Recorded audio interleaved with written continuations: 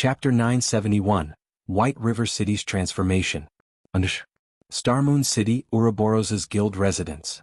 Bursting into the meeting room, the tall, robust berserker Fierce Snake hurried to Gentle Snow's side and quietly reported, "Guild leader, good news.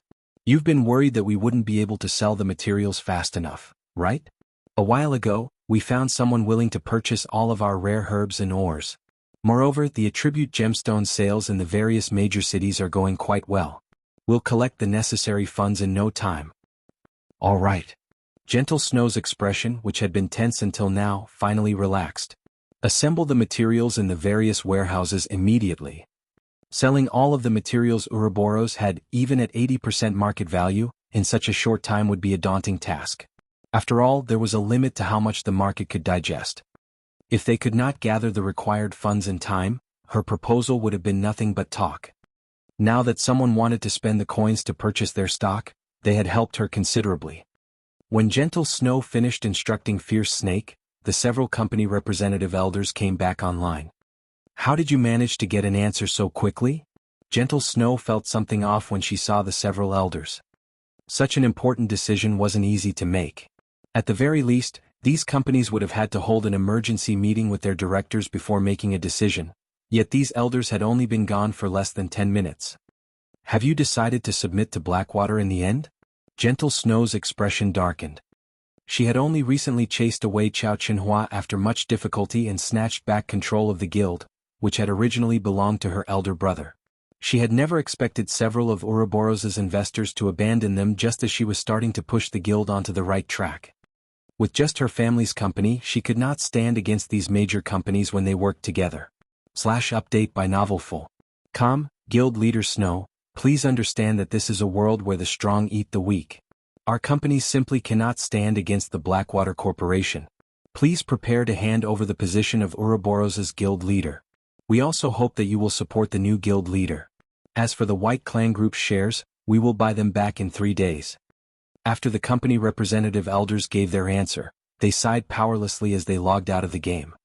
Although they were only the representatives of their respective companies, they knew that their companies had already signed a private agreement with the Blackwater Corporation. They no longer intended to play with the White Clan Group as they had found a new playmate. Despicable. How could they do something like this? We were blind to think we actually accepted these companies' investments in the guild. The dozen or so elders who had fought long and hard with Ouroboros started to bash the investors. To them, Ouroboros was their home. They had worked for Ouroboros for over 20 years. Now that someone else was taking over their guild, why wouldn't they be angry? Snow. Zhao Yueru didn't know how to console her friend.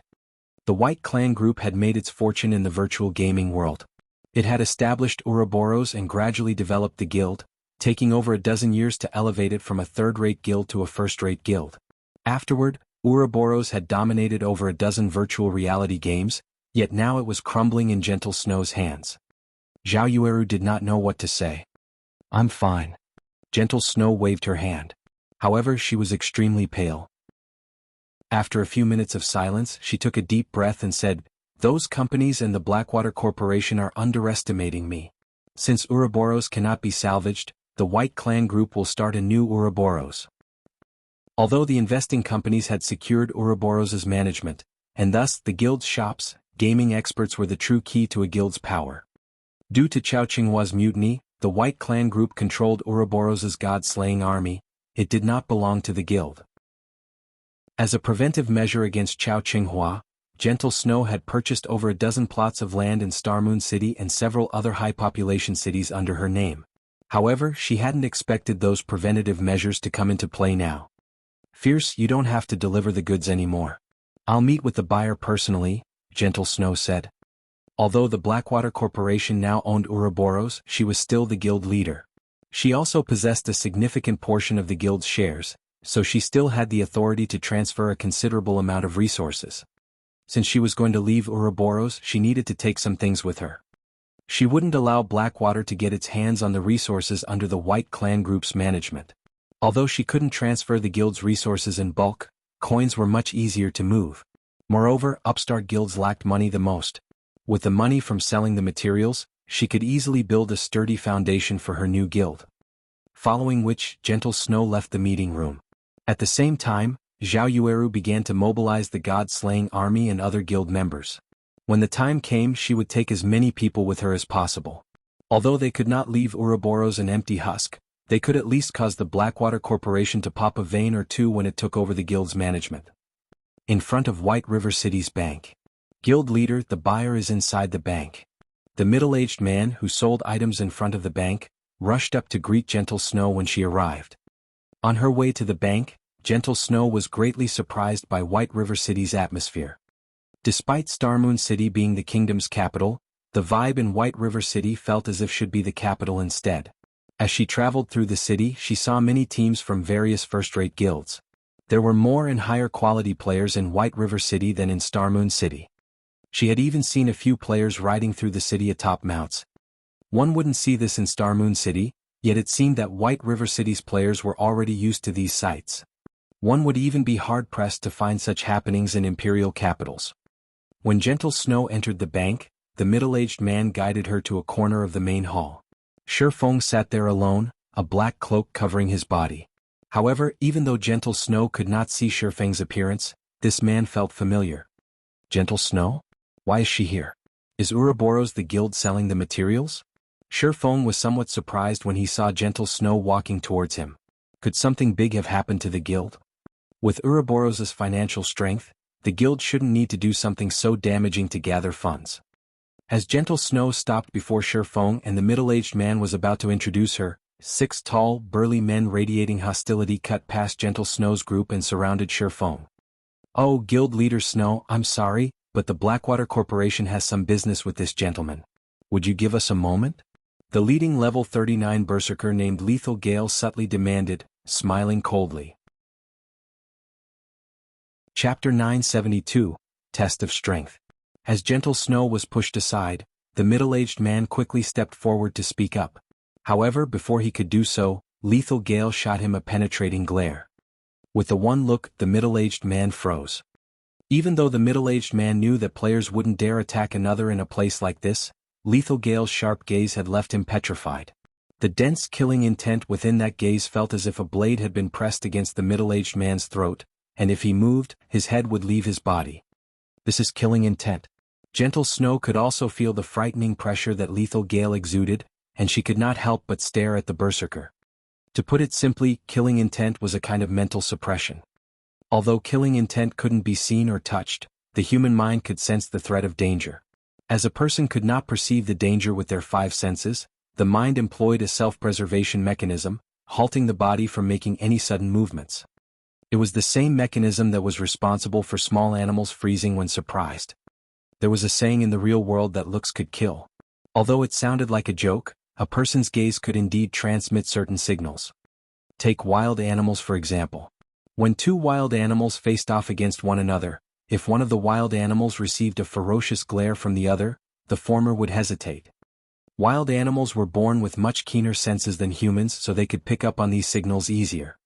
Normally, it was very difficult for ordinary players. However, for experts who had experienced many life or death situations, their will and instincts had already been hardened and sharpened. Hence, they could transmit more powerful signals which even ordinary people could pick up on. Lethal Gale was one such expert. /update by Novelful.com. However, Gentle Snow had not focused on Lethal Gale due to his killing intent, but rather because his was somewhat different from other gaming experts. His killing intent was much colder and sharper. Unlike the killing intent other experts radiated, which only served as a warning signal, the killing intent Gentle Snow felt from Lethal Gale showed that the berserker truly wanted to murder his target. More importantly, the berserker wore a calm and natural expression while he radiated such killing intent. The fact that Lethal Gale could do this told her that his hands were stained with real-world blood. One should always act on a first-come, first-served basis. Do the Blackwater Corporation's people not respect this rule? Gentle Snow asked as she pulled her subordinate away and glanced at Lethal Gale. Sneering, she continued, "Or do you need me to teach you a lesson in manners?" Although Gentle Snow's tone was soft and not particularly loud, everyone who heard her trembled involuntarily. It seems the rumored snow goddess isn't just a pushover. Lethal Gale thought, surprised by Gentle Snow's aura. In his eyes, virtual gaming experts did not know what it truly meant to fight and kill. These people were nothing to them, people who had seen hell and walked the boundaries of life and death. However, the aura Gentle Snow radiated showed that she was not one bit weaker than him. He had not expected this revelation. Sure. Since Guild Leader Snow made the offer, I'm interested to see just how tough you really are. If you can defeat me, my men and I will leave. If I win, however, you will have to wait for us to finish our chat with this gentleman. Although Gentle Snow's aura had surprised him, that was all. In an actual fight, one could only rely on their own skill. He refused to believe that his skills, which he had honed in true battle, would lose to someone like Gentle Snow, was all style and no substance. Moreover, if he beat Gentle Snow, Abandoned Wave would have an easier time taking over Ouroboros. Lethal Gale's companions wore mocking smiles as they watched Gentle Snow. He was absurdly strong. He had even defeated a famous expert from the Dark Knight Empire, who ranked 354th on the God's Domain experts list. As for Gentle Snow, in the latest update of the experts list, she only ranked within the top 900. Defeating her would be a piece of cake for Lethal Gale. Okay, I want to see just what kind of experts the Blackwater Corporation has nurtured, Gentle Snow said. She then turned to Feng and in an apologetic tone she said, "Excuse me, sir, but will you wait for a little while longer? I'll finish this match very quickly. We can proceed with the trade once I'm done." Blackwater's people had not initially been looking to cause Feng any trouble. It was only because of her that these ruffians had done so. Hence, it was only right that she deal with this matter. Trying his best to hold back a chuckle, Feng said in a deep tone, "It's fine. I am more than happy to watch a good show." He had to admit that the black cloak was an excellent item for hiding one's identity. Even as he stood before Gentle Snow, she didn't recognize him at all. Right now, all she could discern was his gender. In reality, Feng could have revealed his identity and put an end to this match. However, he was curious to see how strong Gentle Snow was. Both Gentle Snow and Lethal Gale were level 39 berserkers. Both wore equipment of similar standards, with both wearing level 40 dark gold equipment. It was obvious that they both possessed top-tier equipment that could reduce item level requirements. Their weapons were the only difference between them. Although Feng did not know the quality of Gentle Snow's silver greatsword, seeing the greatsword gather traces of mana from the area, it was definitely stronger than a dark gold weapon. On the other hand, Lethal Gale's greatsword was slightly weaker. Even so, it was a top-tier dark gold weapon. With almost a negligible difference between them, this match would come down to their combat techniques. Feng had already been observing Lethal Gale. Although he was a berserker, a class famed for violence, his actions felt light and gentle. It was obvious that his physical control had already reached a very high standard. It was highly possible that he had reached the refinement realm. Refinement realm experts were considered apex experts in first-rate guilds. After all, unless one had the benefit of a simulation training system or some miracle, it was extremely difficult to reach the refinement realm. Hence, it was quite impressive if a first-rate guild had a few such experts. As for experts of higher combat standards, that depended on luck. It was similar to some unrated guilds' luck as they saw a refinement realm expert arise from among their members. Unfortunately, the probability of such at this stage of the game was extremely small unless the player was also an extremely powerful martial artist in the real world. As for Gentle Snow, Feng did not notice any sign that she had reached the refinement realm. In that case, where was her confidence coming from? Of course, it was also possible that Gentle Snow intentionally hid the subtle signs. If so, even Feng would not be able to determine her combat standard. He could only confirm his doubts by watching an intense battle. Once Gentle Snow agreed to the match, they all headed for the Divine Coliseum above White River City. Hellscythe under Sir Hellscythe under.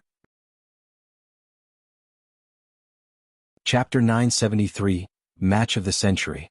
Hellscythe _ Fluffy Goblin. Inside the Divine Coliseum, players came and went. It was even more lively than White River City's auction house. The Divine Coliseum had become the most populated location in the city. Sitting along the rest bar, many players chatted as they watched battle videos on the screens hovering in the main hall. The drinks here are awesome. It's a pity that they're so expensive. Unlike everywhere else, where we can pay with copper and silver coins, can only buy drinks here with magic crystals or the points we accumulated in the Divine Battlefield. Each bottle costs 100 points. I need to win at least 3 team battles to earn that many. I'll never afford more drinks at this rate. That's nothing. A few days ago, someone spent 3,000 battle points to buy 1 bottle of Icefire Spirit. I heard that not only is it calming but its effects last for 5 hours. Its calming effects are far better than the trial towers. It also tastes magnificent. What? I could drink for half a month with 3,000 points? The Icefire Spirit isn't the best alcohol available. I heard that if one reached the trial tower's 8th floor, they can purchase the Witch's Tear. One costs 5,000 points. Some time ago, I heard that a player from another kingdom bought one. I wonder what it tastes like. Stop dreaming. Only God's Domain's apex experts can reach the 8th floor. Getting past the 4th floor is difficult enough for us, much less the 8th floor. As the Divine Colosseum became a larger factor in players' lives, players grew stronger. Players also used the trial tower's results as a way to judge someone's true abilities. As for tycoons who used their equipment to suppress others, they weren't experts, just rich. Hence, guilds and independent teams now recruited members using the trial tower's results as a benchmark. Players who could reach the 5th floor were considered ordinary experts. Players who reached the 6th floor, even in a large guild, were experts of the next level. Players who could reach the 7th floor were of the more powerful experts, even in first-rate guilds. As for those who managed to reach the second half of the 7th floor, they were top-ranking experts in a first-rate guild. One would be hard-pressed to find players in a first-rate guild who could reach the 8th floor. While the players in the main hall chatted amongst themselves, Lethal Gale and the others who had just arrived immediately attracted everyone's attention. People in their way moved aside as they felt these players' shocking aura. Shortly after, however, everyone noticed Gentle Snow. Her saint-like beauty even enthralled a few new players. That beauty is hot. Damn, is this your first day playing a virtual reality game? You don't even know about the Snow Goddess? She is the guild leader of the first-rate guild Ouroboros. Be careful with what you say. I heard that many wealthy young masters have tried to harass her in the past. In the end, these people had been killed to level 0 and forced to delete their accounts and start all over. Hearing the veteran player's story, the players new to White River City shut their mouths immediately. To them, even joining a third-rate guild would earn them bragging rights among their friends for days. They looked up to players in first-rate guilds. They were also aware of the massive differences between third-rate and first-rate guilds. In the current God's Domain, unrated guilds were forced to develop in smaller NPC towns. There was no place for a small guild in a city. Only those acknowledged as third-rate guilds barely survived in NPC cities. Meanwhile, first-rate guilds ruled over several or even over a dozen major cities. With a word from Gentle Snow, other guild leaders would make their lives hell in God's Domain without hesitation. With their standards, their only option would be to start a new account. What are they trying to do? Why is Ouroboros' guild leader in White River City's Divine Colosseum? That man, Lethal Gale, recently defeated the 354th ranked expert from the God's Domain's experts list. I heard that he even broke the Trial Tower's record in Hot Sand City and reached the 8th floor. Why is he here? Can this be? When everyone saw Lethal Gale and Gentle Snow enter the same combat room, the main hall fell silent. They couldn't help but stare at the combat room's closed door, their skin breaking out in goosebumps. An 8th floor expert was going to fight Ouroboros' guild leader. I need to notify my team leader and the others. This is the match of the century. Hopefully they'll broadcast the fight. I'll even be willing to pay for this show. Look, they didn't turn private mode on. We can watch the battle on the main screen. Hurry, select this battle. Pandemonium swept through the main hall. Every player quickly called up the Divine Colosseum system interface and clicked to watch Gentle Snow's battle against Lethal Gale. In the Divine Colosseum, the videos on the main hall screens depended on the number of viewers. If enough players wanted to watch the fight, the system would automatically display said fight on the main screen. Following which, everyone in the main hall stared the main screen in rapture. At the same time, many players fervently contacted their companions and guilds, telling everyone they knew about this shocking development. Before the battle between Gentle Snow and Lethal Gale began, news of their fight had spread throughout Starmoon Kingdom. The guild leaders and upper echelons of the kingdom's various guilds received the news at almost the same time. Has Gentle Snow lost her mind? She agreed to such a challenge? The Star Alliance's Purple Eye was surprised when she heard the news. Lethal Gale is a refinement realm expert. Although Gentle Snow is strong, she had only reached the half-step refinement realm. Doesn't she care about Ouroboros' reputation anymore? Purple Eye knew just how powerful Refinement Realm experts were from her experience in the secret Pavilion simulation training system. Although there only appeared to be a thin line separating a half-step Refinement Realm expert from a true Refinement Realm expert, with equal levels and equipment, the disparity between their strengths was like the difference between heaven and earth. Although Gentle Snow had a slight advantage with her equipment due to her status as the leader of a first-rate guild, she could never close the gap with such a small lead in attributes. No, she is no fool. I also heard about Blackwater purchasing Ouroboros. From what I learned from the secret pavilion, that lethal Gale fellow is an expert that Blackwater has secretly nurtured, Galaxy Pass said, chuckling. A realization struck Purple Eye. This was no longer a simple competition of strength. It was a competition between Ouroboros and the Blackwater Corporation. Both of their reputations were on the line. Purple, notify our people in White River City immediately and have them record the battle. We must not miss this opportunity, Galaxy Pass commanded. Other guilds also burst into action. Gentle Snow and Lethal Gale's battle had attracted the attention of Starmoon Kingdom's various large guilds. Chapter 974, War Goddess. Hellscythe_VampireCat. Chapter 974, War Goddess. A bald, robust man suddenly burst into an exquisitely decorated room, tension written all over his face. Boss Wave, something has happened with Gale, the bald man reported hurriedly. Raising his brows, Abandoned Wave asked, what happened? I don't know what Gale was thinking, but he's about to duel Gentle Snow. News of the fight has already spread throughout the kingdom, the bald man said. Gale is dueling Gentle Snow? The news surprised Abandoned Wave somewhat.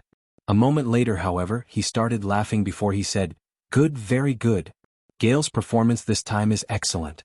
Who would have imagined that, just as I was struggling to think of a way to take over Ouroboros, Gentle Snow delivered herself to my doorstep.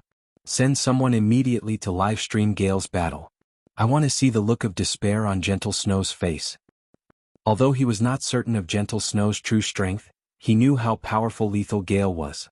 It was common knowledge that, although Lethal Gale had beaten the 354th ranked expert on the God's Domain experts list, it had been a hard-fought battle.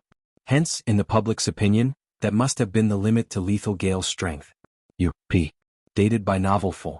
In reality, however, Lethal Gale had held back. After all, he was a member of the battle team that the Blackwater Corporation was nurturing. How could he afford to expose his true strength to the public? He needed to save that trump card to deal other battle teams a critical blow. Although Abandoned Wave had no idea how much strength Gentle Snow had hidden, she was 100 years too early if she thought she could defeat Lethal Gale. Inside White River City's Divine Coliseum, every player in the main hall watched the main screen as if hypnotized. It's finally starting. Sitting at a corner of the rest bar, Feng looked at the timer displayed on the screen, his heart thumping with anticipation. In the past, the strength Gentle Snow displayed during the early stages of the game had been extremely frightening. Many experts had considered her disappearance from God's Domain a shame, as they all believed that she had the potential to become a Tier 6 God-ranked player. Her abilities were clear for all to see just from how she had managed to nurture the cleric god Violet Cloud. The main screen currently displayed a dense forest, which was the perfect environment for assassins and rangers. However, it was an entirely different story for Berserkers. Berserkers were the epitome of strength. The Berserker class was a class that solved all problems with overwhelming strength. Unlike a duel between other classes, the one between Gentle Snow and Lethal Gale would undoubtedly be a short battle. Either Gentle Snow would quickly defeat Lethal Gale or the other way around.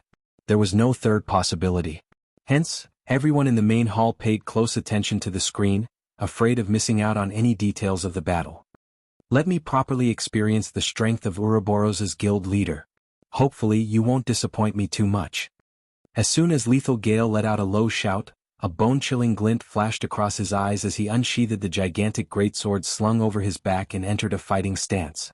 However, contrary to everyone's expectations, he did not use charge straightaway and rush at Gentle Snow. Instead, he slowly closed in on the female berserker step by step. However, with each step Lethal Gale took, the surrounding air grew heavier. Even the players watching in the main hall could feel the frightening pressure the male berserker radiated. As for Gentle Snow, she unsheathed her silver greatsword and pointed it directly at the approaching Lethal Gale. Her actions were as if victory was already in her grasp. Her calm appearance made her look just like the war goddess of a battlefield. When only 12 yards separated the two berserkers, everyone suddenly saw a shocking scene. Gentle Snow's entire body started releasing a silver glow.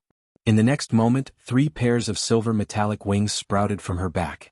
The equipment she wore also underwent a transformation. Her original silver armor turned into a set of pure white robes. In the blink of an eye, Gentle Snow had changed from a plate armor class to a cloth armor class. This sudden development made it seem as if an angel had suddenly descended onto the battlefield. In the next moment, golden divine runes manifested on her robes and even on her unblemished cheeks, adding a few hints of holiness to the war goddess. Meanwhile, the silver greatsword in her hands had also transformed into 2 thin, sharp blades. Golden arcs of electricity were faintly visible, wrapping around the blades of the one-handed swords.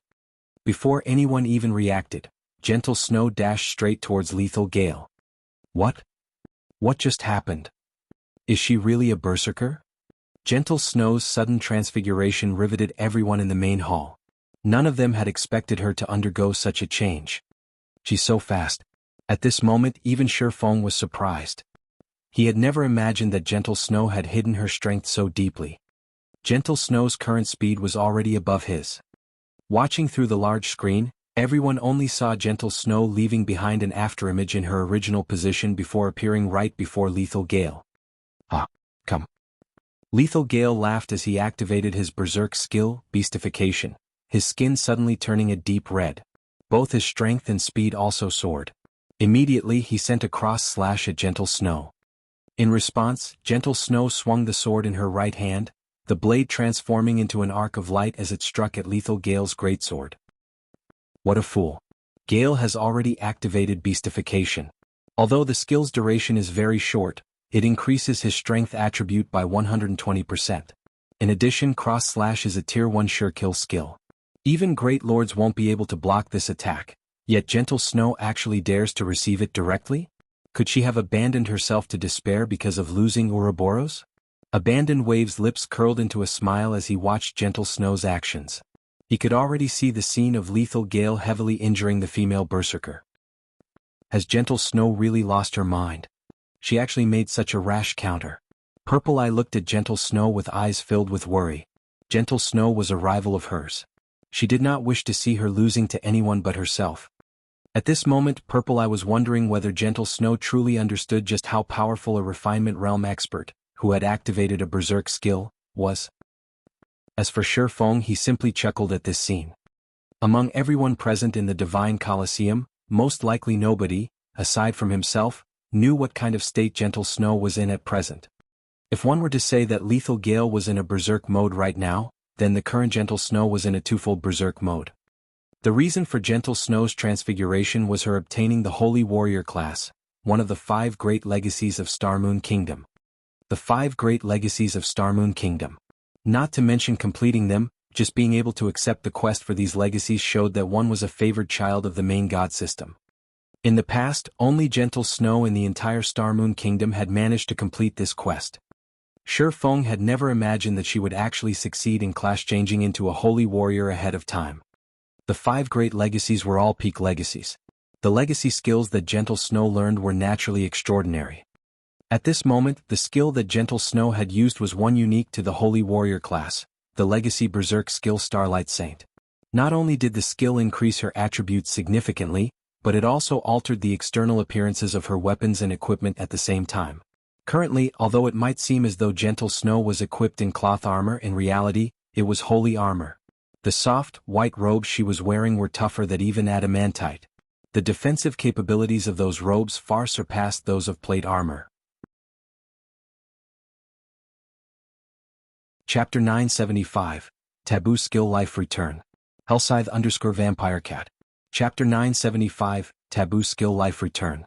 Although twofold Berserk could give players the strength to combat existences of a higher tier, it also had a glaring weakness. Legacy Berserk skills all shared the same problem. And that was the side effects. Unlike ordinary Berserk skills, all Legacy Berserk skills would place its user into a weakened state once their durations ended. Moreover, the duration of twofold Berserk was very short. Even Feng, who possessed one of the 10 Great Saint Legacies, could maintain it for only 20 seconds. Once twofold berserk ended, he would fall into a weakened state for several hours. However, it was also precisely because of such a drawback that the system allowed the use of twofold berserk. Based on Feng's estimates, Gentle Snow's Starlight Saint should have a shorter duration than his Blade Liberation. If she could not finish off Lethal Gale within this period, once her berserk skill ended, she would lose without a doubt. One could say that Gentle Snow was taking a gamble. Boom. The collision of the two weapons created a shockwave. The ground under both fighters instantly collapsed as the clear sound of metal clashing against metal echoed throughout the surrounding forest. Pum. Half a second later, Lethal Blade's entire person went flying out of the crater, his body breaking several large trees before slamming heavily into the ground. His HP instantly decreased by over -1,800 as well. The difference in strength between both sides was clear for all to see. He flew. How is she so strong? Is this the guild leader of Ouroboros? This scene staggered everyone inside the main hall.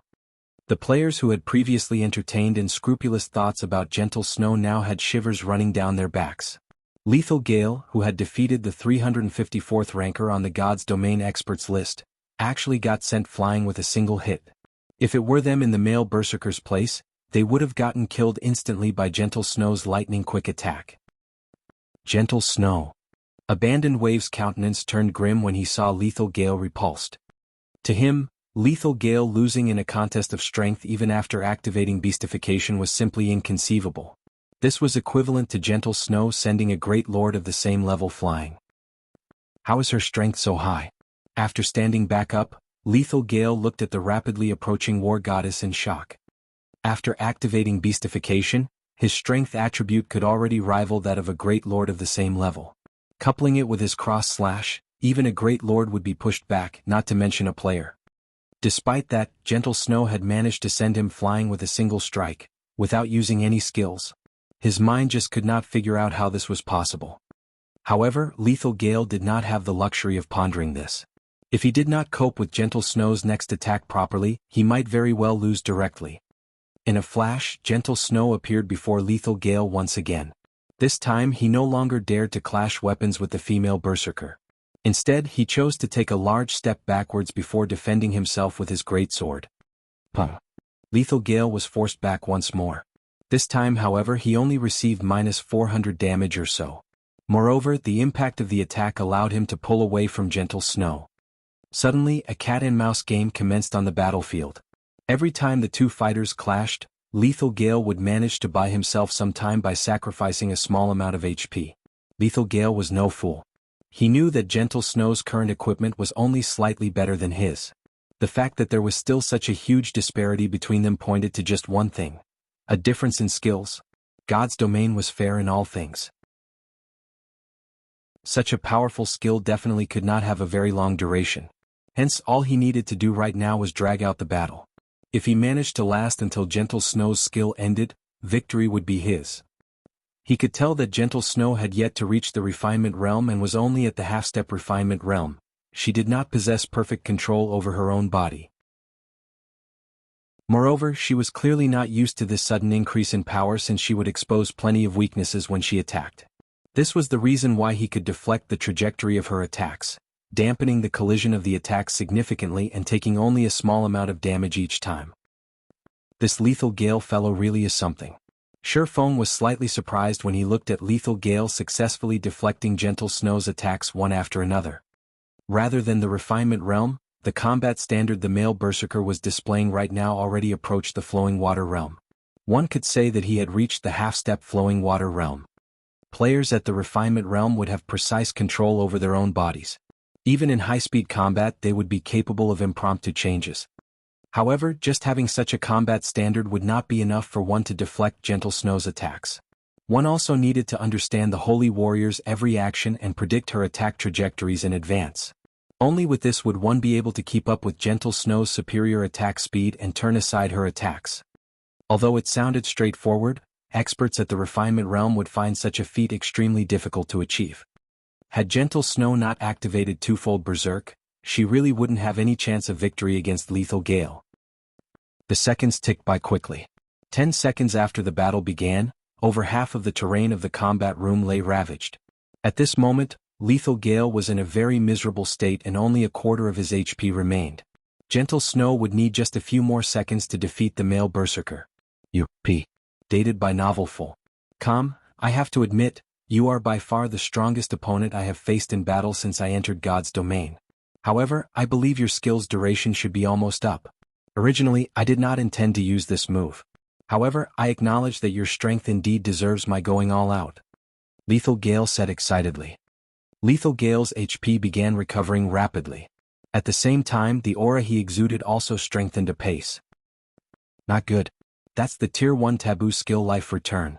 Feng immediately recognized the skill Lethal Gale used when he noticed a green mist circling the male berserker's body along with his growing aura. As a Tier 1 Taboo skill, Life Return was very powerful. When activated, the skill completely recovered its user's HP within a short period.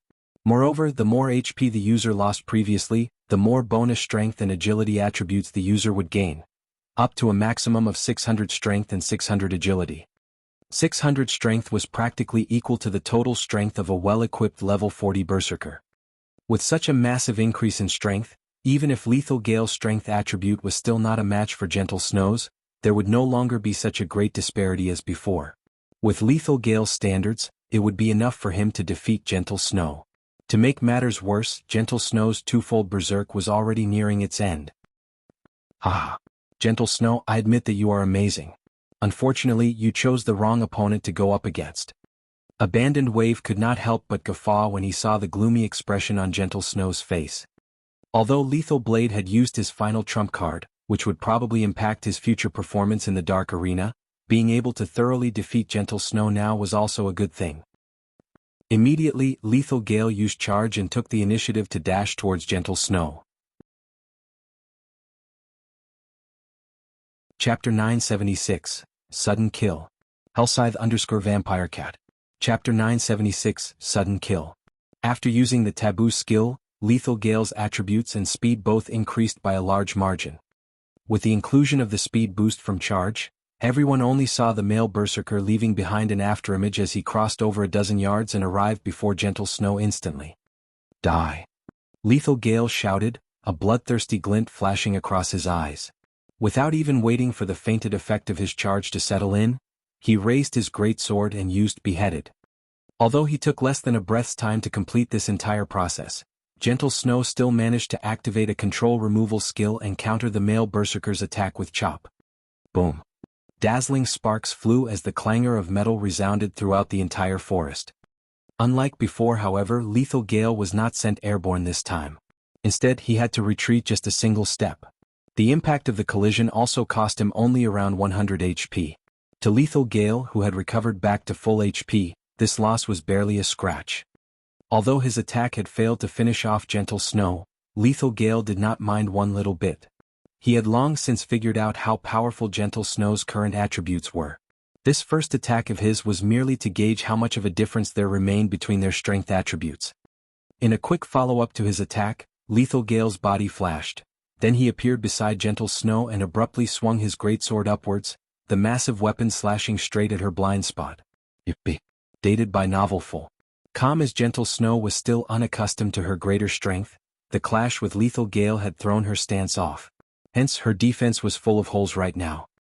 Had Gentle Snow reached the refinement realm, even with the suddenness of the increase in strength, she would have been able to control it skillfully. Unfortunately, that was not the case. Lethal Gale's greatsword suddenly split into 4 afterimages, each one striking at one of Gentle Snow's weak points. Caught off guard, Gentle Snow no longer had the time to adjust her stance to defend against Lethal Gale's attacks. In the end, she forcefully used Whirlwind Slash. In the next moment, a silver whirlwind suddenly formed around her. When the 4 afterimages of Lethal Gale's greatsword collided against the silver whirlwind, they immediately got dispelled into nothingness. Meanwhile, Lethal Gale himself had to take a step back, giving Gentle Snow a chance to catch a breather. What a terrifying expert. After Gentle Snow retreated to a safe distance, she could not help breaking out in a cold sweat when she thought back to Lethal Gale's previous attack. The difference between their combat standards was clear for all to see. Despite her advantage in strength, Lethal Gale always managed to maintain his stance after receiving her attacks. Moreover, even after his attributes had increased significantly, He was still able to receive all her attacks without fail, as well as launch attacks from various positions. On the other hand, it was taking her all just to handle her sudden increase in strength, which made it very difficult to maintain her stance after a direct clash. Unlike ordinary computer games, fights in virtual reality games were no different from fights in the real world. In many cases, an attack that one could easily block while in a proper stance would become very difficult to handle if one lost their stance. This was true even with a very normal attack. Fights between experts were all high-speed battles. Deciding the outcome took only an instant. Losing one's stance in battle was a fatal matter. Although Gentle Snow had repelled Lethal Gale, the latter had no intention of letting up on his attacks. He immediately charged at her once more and let loose a barrage of violent strikes. In the main hall, all anyone could see between the clashes of Gentle Snow's one-handed swords and Lethal Gale's greatsword were afterimages. Is this a battle between true experts? For a time, the players in the main hall even stopped blinking, afraid that they would miss out on the moment where victory and defeat were decided. If it were any other player going up against either of the two fighters right now, most likely, they would have already fallen numerous times to either Gentle Snow's or Lethal Gale's attacks before they could even react. Inside the combat room, although Gentle Snow seemed to hold the advantage in both speed and strength, in reality she was actually at a disadvantage. In order to maintain her combat stance, Gentle Snow kept having to retreat. Otherwise she would create an opening that Lethal Gale could exploit. The seconds ticked by slowly.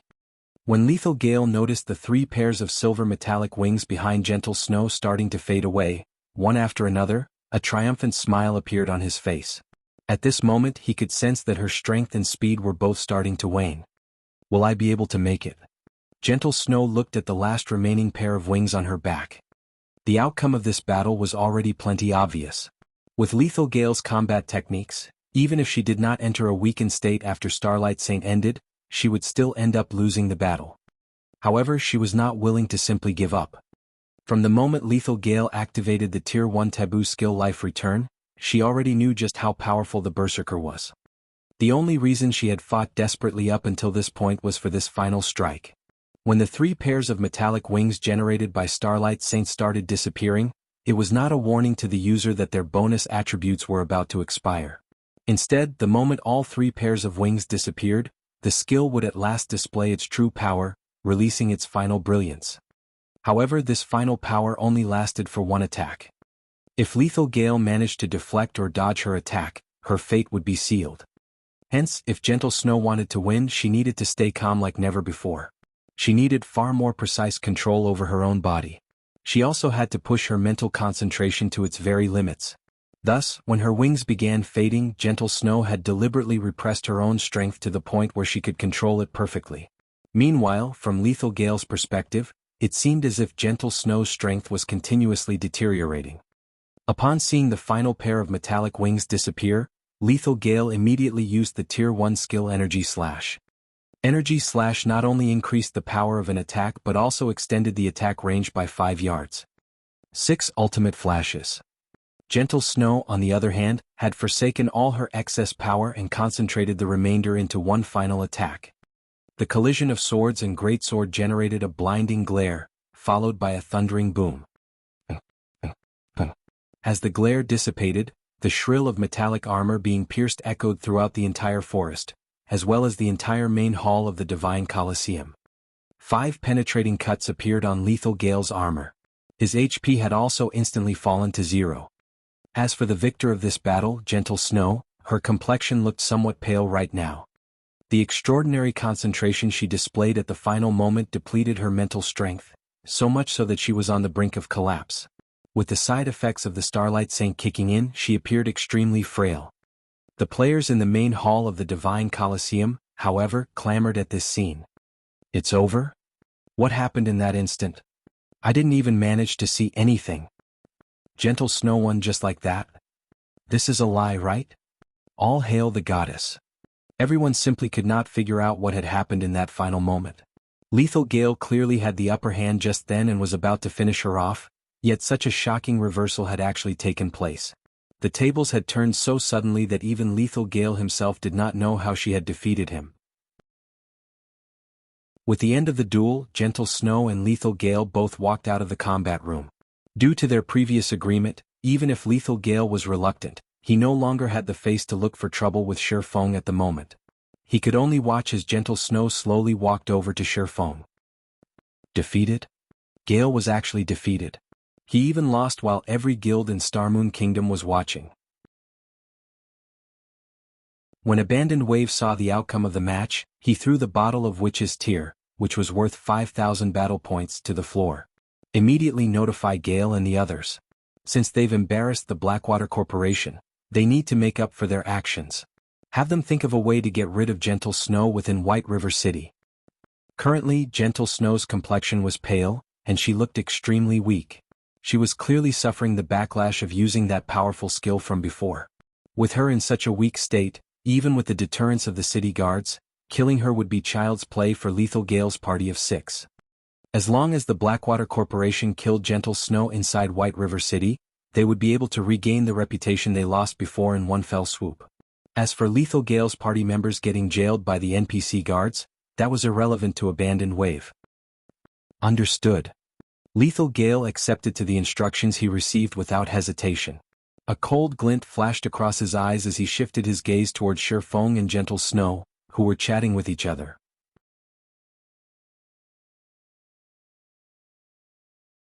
Chapter 977. Feng takes action. Hellscythe_Fluffy Goblin. Following the Gentle Snow's battle, the players throughout Starmoon Kingdom were in an uproar. Gentle Snow's valiant and heroic bearing captivated many male players, all of which considered applying for Ouroboros to get closer to the Snow Goddess. She won just like that? Purple Eye was stunned as she watched Gentle Snow's victory on the screen. With only a small difference in attributes, Gentle Snow had actually defeated a Refinement Realm expert. It seems the Blackwater Corporation has greatly embarrassed itself this time. If the news of Blackwater chasing Gentle Snow away in order to annex Ouroboros spreads, it will be very hard for Blackwater to mingle in Starmoon Kingdom. Although Gentle Snow is an enemy, I have to thank her. The strength Gentle Snow had displayed had also surprised Galaxy Past.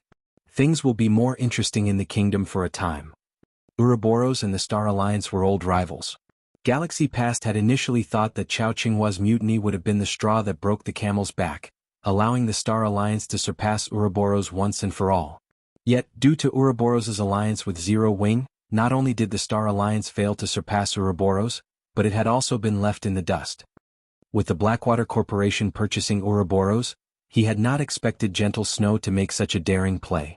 It might be possible that they would see a new Ouroboros emerge sometime soon. Starmoon Kingdom was more lively than ever. Aside from the Blackwater Corporation, the recently flourishing Heaven's Burial showed faint signs of stealing the position of Starmoon City's #1 guild.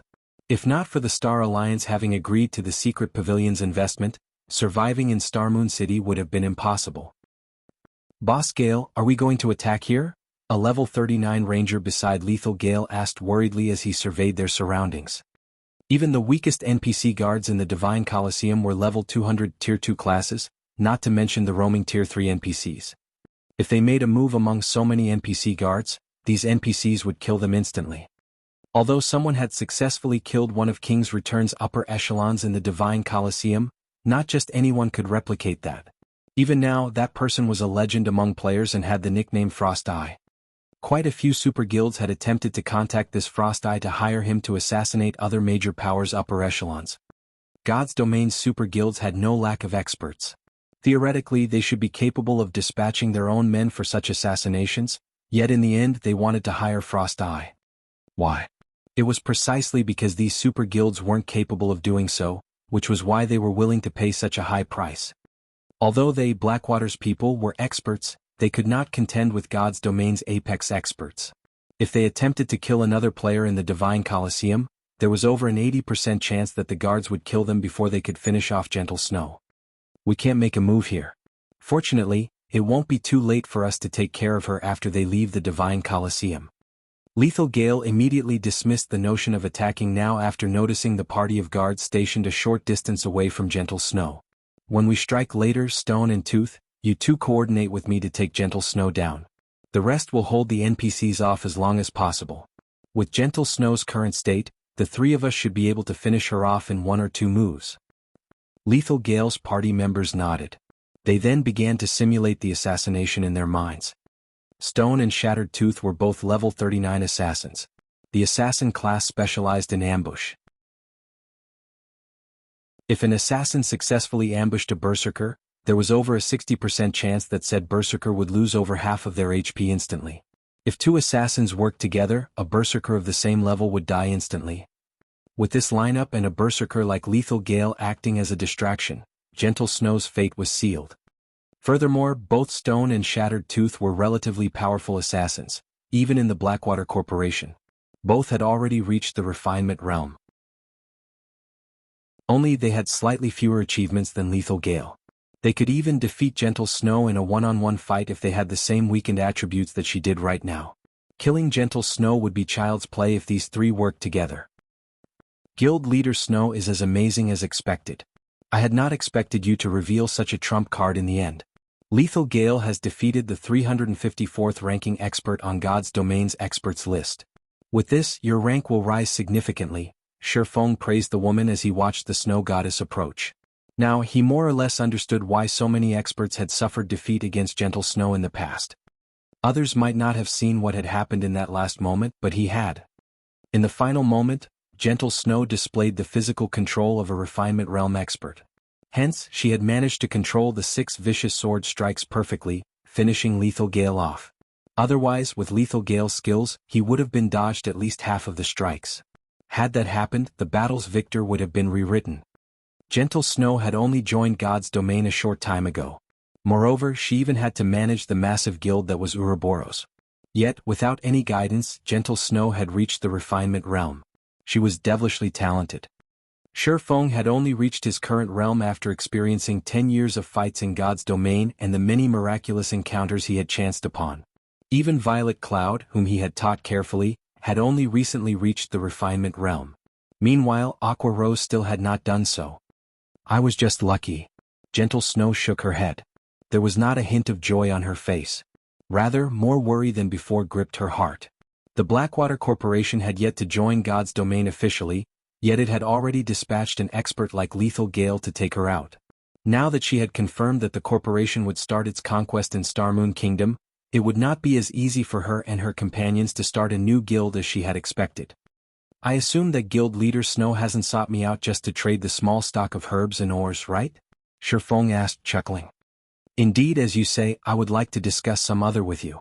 However, this is not a place for such a conversation. Why don't we continue our chat in the high-class restaurant below? Gentle Snow nodded. She did not try to hide the reason for her visit. She had many more resources on hand that she could sell. Unfortunately, it was impossible to find someone who could afford so many resources in a short time. In her opinion, if Feng could afford her stock of herbs and ores, he should be able to purchase her other resources as well. Let's go then. Feng agreed with Gentle Snow's sentiment. With so many eyes on them right now, this was an inappropriate place for their chat. Following which, as Feng and Gentle Snow left the Divine Colosseum, Lethal Gale's party followed closely behind. Although guards patrolled White River City streets, the patrols were sparse. Moreover, the city guards were much lower leveled than the Divine Colosseum's guards. Once they found an opportune moment, Lethal Gale's party approached Gentle Snow silently. As for Stone and Shattered Tooth, they had long since gone into stealth. When there were only 30 yards separating Lethal Gale and Gentle Snow, the former used charge. Guild Leader Snow, I am sorry for this, but you must die today. Lethal Gale sneered. He then executed cross-slash against the weakened female berserker. Simultaneously, 2 black figures appeared on either side of Gentle Snow, for snow-white daggers thrusting towards the female berserker's blind spots. Gentle Snow's expression darkened. She had not imagined that Lethal Gale would go to such insane lengths. The punishment for attacking another player in the city was no laughing matter. Unfortunately, even though Gentle Snow could see Lethal Gale rapidly approach, she could do nothing about it. In her weakened state, all her attributes had dropped by 80%. Moreover, the debuff lasted 5 hours. With only 20% of her attributes, she could not survive against Lethal Gale. Not to mention she had just sensed 2 assassin experts.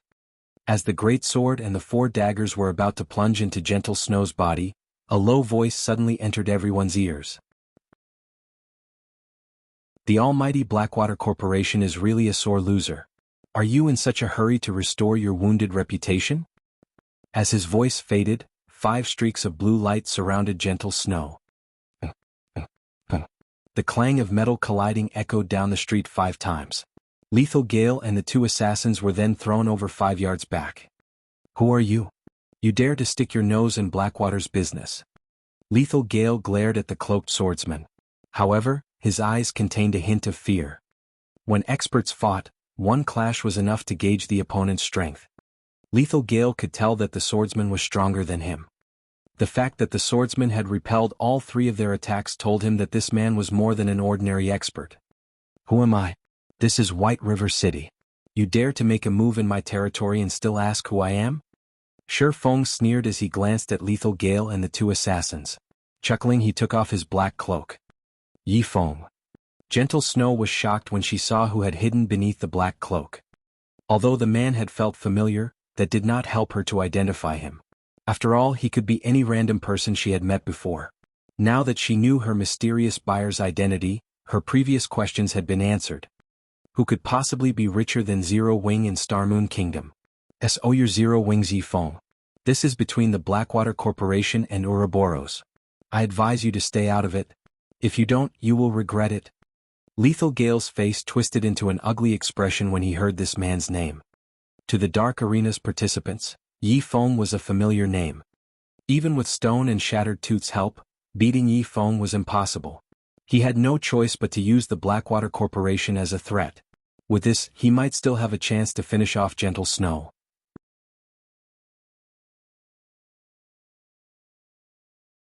Chapter 978. Great trees are good for shade. After Lethal Gale's group launched their attack, a commotion erupted among the players on the street. Have they lost their minds? They are attacking someone in White River City. Are they not aware of the severe punishments for assaulting people inside a city? Amazing. Who are they? How long has it been since someone tried to kill another player in a Starmoon Kingdom city? The players stopped to watch the show. NPC cities were different from NPC towns. In cities, even if one only attacked another player, not killing them, the NPC guards would attack. Afterward, they would be imprisoned in the city's jail for 1 or 2 days. For successful murders, however, that punishment was more severe. Every second in God's domain counted for expert players and the various large guilds. If an expert player were imprisoned for several days, they would fall behind. Because of that, very few player attacks beyond newbies to NPC cities occurred. After issuing his threat, the Berserker's 3 other party members joined the ambush on Gentle Snow. Their task was one of no return. Moreover, the nearby NPC guards had discovered their transgression and were heading their way. If they could not kill Gentle Snow before these NPC guards arrived, it would be much harder to kill her later. I've already stated that this is Zero Wing's territory. Guild Leader Snow is an ally. Do you really believe that I'll just sit by while you kill my ally? Feng rolled his eyes at Lethal Gale. Or do you think you can use the Blackwater Corporation's name to frighten Zero Wing? Do you really intend to make Blackwater an enemy? Feng's response caught Lethal Gale off guard. Feng acted as if he had never heard of the Blackwater Corporation. However, time waited for no one. With no other choice, Lethal Gale ground his teeth as he growled in the party chat. I'll deal with Feng. Stone and Tooth assist me. Everyone else, kill Gentle Snow as quickly as possible. Leave it to us, boss. We had just been a little careless. Stone and Shattered Tooth promptly used their vanish skills and circled to Feng's sides. The most powerful aspect about assassins was their ability to appear and disappear like ghosts to deal lethal blows to their enemy. Previously, they had focused on attacking Gentle Snow. Even after they had exposed themselves, they paid no attention to Feng, and this, in turn, gave the swordsman an opportunity to exploit. If they were in stealth, however, they were confident that even Apex experts wouldn't detect their presence. I'll create an opening for you. Don't worry about hitting me in the process. After Lethal Gale calmed himself, he lifted his greatsword and charged towards Feng. He was very familiar with Stone and Shattered Tooth's strengths. He had also watched Feng's fight in the Dark Arena. In terms of combat techniques, he was weaker than Feng. However, live combat was different from a competition. Many factors could affect a battle's outcome. The cooperation of several experts in particular would raise their combat power exponentially. Even he would find himself in trouble when Stone and Shattered Tooth worked together. Their psychedelic footwork allowed them to move silent, only revealing themselves barely as they struck. Although Feng was strong, if two assassins that he could not perceive attacked him, his mental state would suffer an immense pressure. Even if he tried to ignore it, his subconscious would constantly search for the sudden appearance of enemies, and this would affect his focus. He could use this opportunity to kill Feng. If he killed both Ouroboros's guild leader and Zero Wings Yifeng, even if the NPC guards imprisoned him, the fight would be worth the loss. Yifeng, you need to be careful. Those two assassins are strong. Gentle Snow warned the swordsman as Stone and Shattered Tooth disappeared. Although she was in a weakened state, her perception had not dulled. On the contrary, her duel with Lethal Gale had heightened her senses. Even so, she had only detected the two assassins after they had exposed themselves. As Gentle Snow finished speaking, Lethal Gale's three other party members moved into range and began to launch their ranged attacks. Over a dozen arrows and fireballs rushed at Gentle Snow, sealing her paths of retreat. If the Snow Goddess were at her peak, dodging and blocking these attacks wouldn't be difficult. She could even afford to be hit. However, with her attributes reduced by 80%, one of these players' normal attacks was unbearable. At the same time, Lethal Gale slashed at Feng with precise timing. You dare to look down on the Blackwater Corporation? Do you really believe that you can protect Gentle Snow? If Feng blocked his attack, the swordsman would not be able to protect Gentle Snow. On the other hand, if Feng defended Gentle Snow, the swordsman would receive his merciless blow.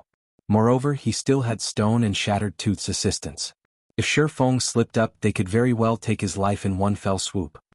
Once the hindrance was gone, it would be much easier to kill Gentle Snow. Suddenly, Feng madly brandished his sword, tracing one trajectory after another in the air. This move was none other than the combat technique he had inadvertently learned in the Titan library, Sword's Orbit. By tracing the 32 sword trajectories with his blades, Feng formed an impenetrable defense around him. Although a swordsman did not have a long attack range, his attacks could cover a 5-yard stretch in front of him, which just so happened to envelop Gentle Snow, who stood roughly 3 yards from him.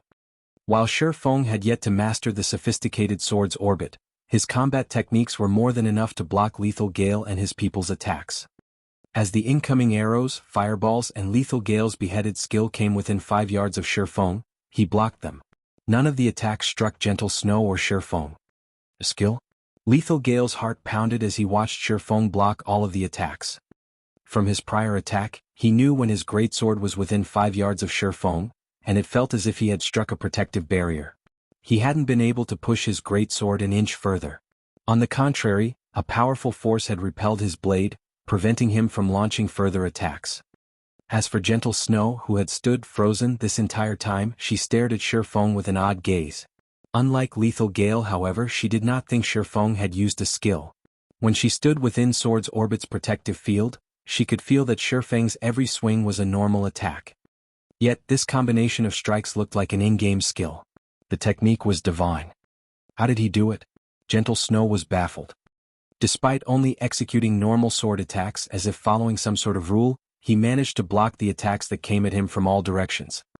As Feng fended off a wave of attacks, Stone and Shattered Tooth took the opportunity when he withdrew his swords to use shadow steps. After appearing behind Feng, both assassins stabbed their daggers towards the back of the swordsman's neck viciously. The process was complete within an instant. However, when the daggers were an inch away from Feng's neck, all 4 weapons stopped abruptly. No matter how much strength the two assassins employed, they were unable to push their daggers any further. Your footwork is impressive. Feng glanced at the two assassins in admiration. Unfortunately, you tried to take me on. Due to their footwork technique, even Feng found it hard to notice them.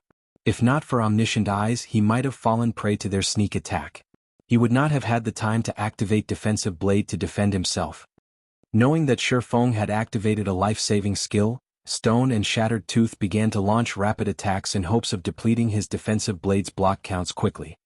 However, Feng did not give them the chance as he used Sword's Orbit once more. Suddenly, with Feng as the center, a storm raged. Due to Defensive Blade increasing his attack range, not only did his attacks envelop both Stone and Shattered Tooth, but also Lethal Gale. After learning Sword's orbit, Feng discovered that this combat technique was both an effective defense as well as a powerful offense. By the time he finished the 32 sword trajectories, Stone and Shattered Tooth's bodies fell to the ground lifelessly. Meanwhile, Lethal Gale, who stood some distance away from Feng, had less than 10% of his HP remaining. His body was marred with cuts, fresh blood flowing from his wounds freely. The gruesome scene caused many of the surrounding spectators to shudder involuntarily. Chapter 979, Strength Gap. Hellscythe_Fluffy Goblin. Chapter 979, Strength Gap. What happened? How did those assassins die? That skill is so powerful. The spectating players on the street were dumbfounded by what had just happened. Feng's sword drawing speed was incredibly fast. They hadn't even seen an afterimage of Feng's swords. They had barely seen Feng's arms move, and in the blink of an eye, not only had the assassins died, but even the distant berserker was left in a critical condition. Is this the strength of Zero Wings Feng? So awesome. He's too strong. Experts from other guilds who had come to White River City to grind for reputation stood among the spectators. Ordinary players might not realize what Feng had done and would assume that he had simply used a system-learned skill, but as experts, they knew that Feng's attack was no such thing. When Feng first used this skill, they had been uncertain. This time, however, they had watched its execution carefully. No matter what stance a player used to execute a learned skill, they all had the same starting motions. Moreover, the closer a player's movements were to the required actions the system had determined, the higher their skill completion rate would be. However, Feng's initial motions the second time he executed this skill were different from the first. Furthermore, how could such a powerful skill be used twice within 1 second? The skill had also been more powerful during its second use. No matter how they thought about it, this was out of line with God's domain's rules. The only explanation was that this was a combat technique. The various guild experts couldn't help but shudder. Unlike system skills, combat techniques were not limited by cooldowns or other restrictions. Even while silenced, they could use their combat techniques with normal attacks. The only downside was the burden on a player's stamina and concentration. Those who attacked using special combat techniques knew that the more powerful a technique was, the more of a burden it had on stamina and concentration. Meanwhile, of the 2 assassin experts Feng had defeated, both were level 39. Both could easily rank among the top of any kingdom's ranking list. As for the berserker Lethal Gale, they were even more familiar with him. After all, he was the berserker who had dueled Gentle Snow just some moments ago. With Lethal Gale's combat standards, he could rank highly even among Super Guild's experts. Yet, even when all 3 players had worked together, they had been beaten so badly. However, among the watching players, no one was more shocked than Gentle Snow. Is this really the Feng I know? She had personally experienced Lethal Gale's power. If not for her peak legacy, there was no way in hell she would have defeated the male berserker. In spite of that, Feng had ended the battle in 3 moves. Gentle Snow was even under the false impression that Lethal Gale and his assassins were, in fact, quite weak. She knew that wasn't true. Feng was just that strong. Despite such fierce attacks, not only had Feng nullified the attacks, but he had also dealt Lethal Gale and his companions such a devastating blow. Before this, Gentle Snow had never seen Feng's true strength. Now she finally understood that they were no longer on the same level. Focus your attacks on Gentle Snow. Lethal Gale, who looked pitiful, hurriedly commanded as he retreated from Feng. He then took an ancient, black magic scroll from his bag. To think I would be forced to waste this. Although it seemed as though both sides had been fighting for a long time, their exchange had only lasted a moment. The NPC guards were still quite a distance away from them. He still had time to use his precious Tier 3 magic scroll, Life Seizure. Life Seizure was a single-target attack spell that could even severely wound a Tier 3 class. It would be a small matter to instant-kill a Tier 1 player. As Lethal Gale unfurled the magic scroll and began to activate it, a violent vortex of mana appeared above them. Even a fool could tell that this magic scroll was extraordinary. Lethal Gale's 3 remaining companions launched their attacks once more. Die. This time their attacks were more vicious. All 3 hurled over 20 attacks at Gentle Snow. However, their attacks focused on quantity over quality. After all, even a low-damage skill like Ice Spear could deal frightening amounts of damage to Gentle Snow. In addition, the increased number of attacks would also make it more difficult for Feng to guard Gentle Snow. Despicable, the bystanders cursed at Lethal Gale's group as they watched. If this were a fair and proper battle, Lethal Gale's group would be no match for Feng. However, if Feng were forced to remain by Gentle Snow's side, the incoming Tier 3 spell would no doubt kill him. Suddenly, however, Feng appeared beside Lethal Gale, arcs of blue electricity circling his body faintly. Feng then sent a slash at the Berserker, who was invoking the magic scroll. What's going on? Lethal Gale had not predicted that Feng would leave Gentle Snow to the wolves to come for him. However, as he glanced at Gentle Snow, he discovered Feng standing beside the female Berserker. Lethal Gale wasn't the only one seeing this. Every other player on the street stared in wonder as well. There are two of him? How can there be two of him? Is it a doppelganger skill? As everyone tried to figure out what was going on, Lethal Gale's vision started to fade to gray. Before the shocked Berserker realized it, his HP had fallen to 0. Such a fast attack. When Feng had appeared beside him, Lethal Gale saw a blue flash leave the swordsman's hand just before he activated Whirlwind Slash to fend off the attack. In the next moment, his body stopped responding to his commands. As his vision dimmed into darkness, he noticed the Feng before him dissipate into nothing. It was as if the attack hadn't happened, as if this had all been a bad dream. Meanwhile, before anyone realized it, another Feng had appeared behind Gentle Snow. Even more surprisingly, this new version of Feng blocked all 20+ attacks aimed at the Snow Goddess. Moreover, when he executed Sword's Orbit again, it was even more powerful than before. He struck down every spell and arrow before they had come within 10 yards of Gentle Snow. How did he do that? Everyone was shocked. Even the guild experts from other kingdoms and empires were speechless. Feng was like a ghost, appearing wherever he wanted. In reality, however, Feng had pushed himself to his very limits to execute this phantasmal attack. First, he had used Instant Strike to finish off Lethal Gale. He then activated Silent Steps to appear behind Gentle Snow. He had completed these two moves almost at the same time. Later, he executed Sword's Orbit. Although Feng appeared calm, he had exhausted most of his concentration. His head was starting to ache. You guys have had your fun. It's my turn now. Looking at the three ranged members of Lethal Gale's party, Feng raised Killing Ray high before swinging it forward violently. Lightning Edge. Suddenly, streaks of blue lightning arced across the 50 yards ahead of him. Not only did the arcs of lightning devour the players' attacks, but the lightning also devoured the players. All three players transformed into particles of light, leaving behind only 3 items. Not even their corpses remained.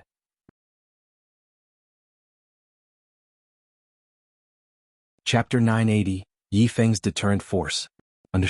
Chapter 980 Yi Feng's Deterrent Force. Every spectator was shocked as they watched Feng instantly kill 3 level 39 expert players. What a powerful AoE attack skill. Is this Zero Wing strength? After seeing this, the guild experts from other kingdoms and empires began to fear Zero Wing. If Feng decided to ambush their guild's elite teams in the field with such a powerful skill, the consequences would be unimaginable. He was practically a human cannon.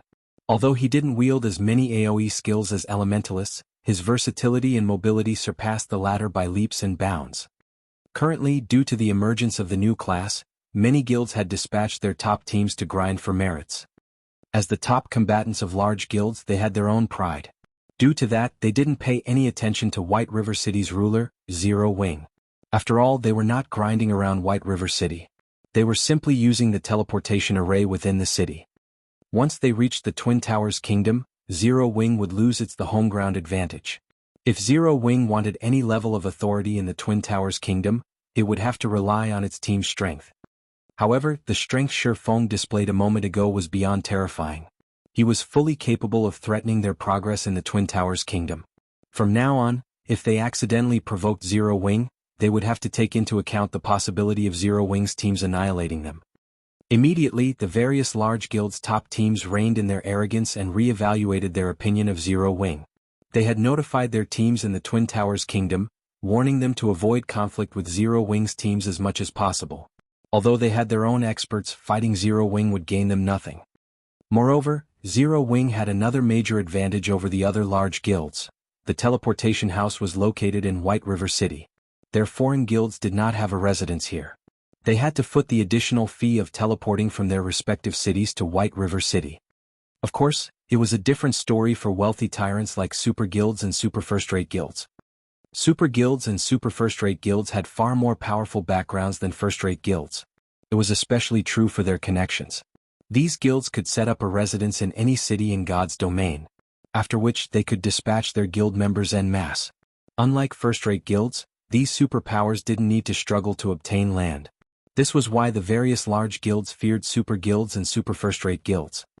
Not only could these major powers dispatch apex experts to assassinate their guild's upper echelons, but they could also send swarms of elite players to obliterate the guild members. After Lethal Gale's party had been annihilated, the NPC guards who had been rushing to the scene stopped and resumed their patrols.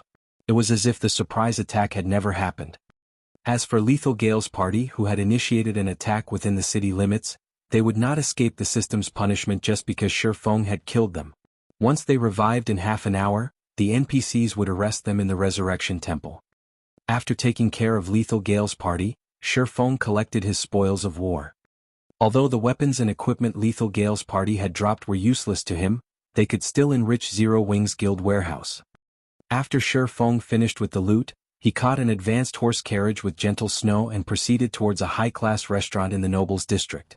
From beginning to end, not a single player had dared to step forward to snatch Feng's loot. Only after Feng was truly out of sight did these players launch into heated discussions. What? Zero Wing's Feng wiped out Gale's party? How is that possible? Abandoned Wave was dumbfounded as he listened to his subordinate's report. He could not believe his ears. He then asked, "What about Gentle Snow? Did she die?" Lethal Gale's people were one of the top-ranking parties among those under his control. Usually, he tasked the party with assassinations and dealing with experts that made themselves a hindrance. Until now they had never failed a job. They had always triumphed even against a Void Realm expert. Field battles were different from PvP competitions. There were many factors that could affect a player's combat power, not to mention the combat power of a group. Thus, it had been easier to send Lethal Gale to warn away Gentle Snow's mysterious buyer. If words could not sway the buyer, Lethal Gale's party would convince the buyer to submit by force. However, after giving it some thought, this task had been quite dangerous. If he had help from the NPC guards, it wouldn't be impossible for Feng to annihilate Lethal Gale and his companions. Gentle Snow did not die. Gale's party couldn't even lay a finger on her before Feng slaughtered them, the bald, middle-aged man said as he nervously played a recording for Abandoned Wave. The video clip showed the entire process of Feng wiping out Lethal Gale's party. Many curious spectators had recorded the entire battle. This video was already a popular topic on Starmoon Kingdom's official forums. Not only had this incident boosted the fame of Zero Wing's Feng, but it also made a mockery of the Blackwater Corporation. Abandoned Wave's expression darkened as he watched the video. The dense killing intent he radiated could be felt over 30 yards away. Sensing this killing intent, several strong and talented youths rushed over asking, "Big Brother Wave, what happened? What has you so riled up?" Although these youths' levels were not high, they were greatly admired by the Divine Coliseum's regulars. "It's nothing." Abandoned Wave closed the video and raged. A cold glint flashed in his eyes as he said, "I've had to make some minor adjustments to my plans. Although young Master Jing has told me that there is no need to bother with Zero Wing, if I don't teach the guild a lesson, be it Black Flame or Feng, neither will acknowledge the Blackwater Corporation's power. I've heard that the Heavenly Dragon Pavilion's Pavilion Master, Nine Dragons Emperor, has quite a grudge against Zero Wing and has been eager to teach Zero Wing a lesson. You travel to the Black Dragon Empire and tell Qin Muyun this. If Nine Dragons Emperor wants to deal with Zero Wing, I will lend him a hand. Also, dispatch 3 parties to trail Gentle Snow. If there is an opportunity, kill her." Understood. After receiving his instructions, the bald man rushed out of the VIP room. Inside a high-class restaurant in White River City's Nobles District, Zero Wing's elite members filled the restaurant. Furthermore, several of Zero Wing's core members surveyed the area from the establishment's main hall. The high-class restaurant had become an impenetrable fortress. Meanwhile, Feng and Gentle Snow chatted with each other on the top floor. The Blackwater Corporation is quite eager to take your life, Feng commented as he gazed out the French windows. From his position he could see at least 8 people stalking the restaurant. While there was a chance that he had earned his own stalkers, it was far easier to believe that these players were hunting Gentle Snow. After all, the Blackwater Corporation had ambushed her once before. Moreover, Gentle Snow was still weakened. He wouldn't be surprised if they tried another 3 or 4 assaults. Chapter 981, Difference Between Guilds. As expected of the Blackwater Corporation, despite paying so little attention to God's domain when it launched, it has so many powerful experts, Feng commented. Prompted by Feng's remark, Gentle Snow followed his gaze out the window. What she saw, however, surprised her. Dated by Novelful. White River City was even more prosperous than Starmoon City. Even in the costly Nobles District, she could see plenty of players going about their business. From her vantage point, she had a clear view of what these players were doing, and very quickly several players caught her attention. Although these players seemed to be chatting among themselves, they occasionally turned to look at the room she and Feng occupied. These were not low-leveled players either.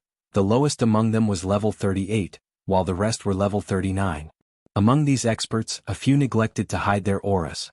Hence, she could feel just how much of a threat these people posed. If she left the building, needless to say, she wouldn't leave White River City alive. The Blackwater Corporation had not prepared overmuch for the first ambush. Feng's presence must have also been unexpected. However, the corporation would prepare from here on out. Relax. As long as you're in here, they can't touch you. If you stay here until you recover from your weakened state, they will eventually give up and leave, Feng assured Gentle Snow. On his way here, he had purchased the latest information regarding Ouroboros from the secret pavilion. Although the purchase had cost him a pretty penny, he had learned both bad and good news. He discovered that the Blackwater Corporation now focused fully on God's domain.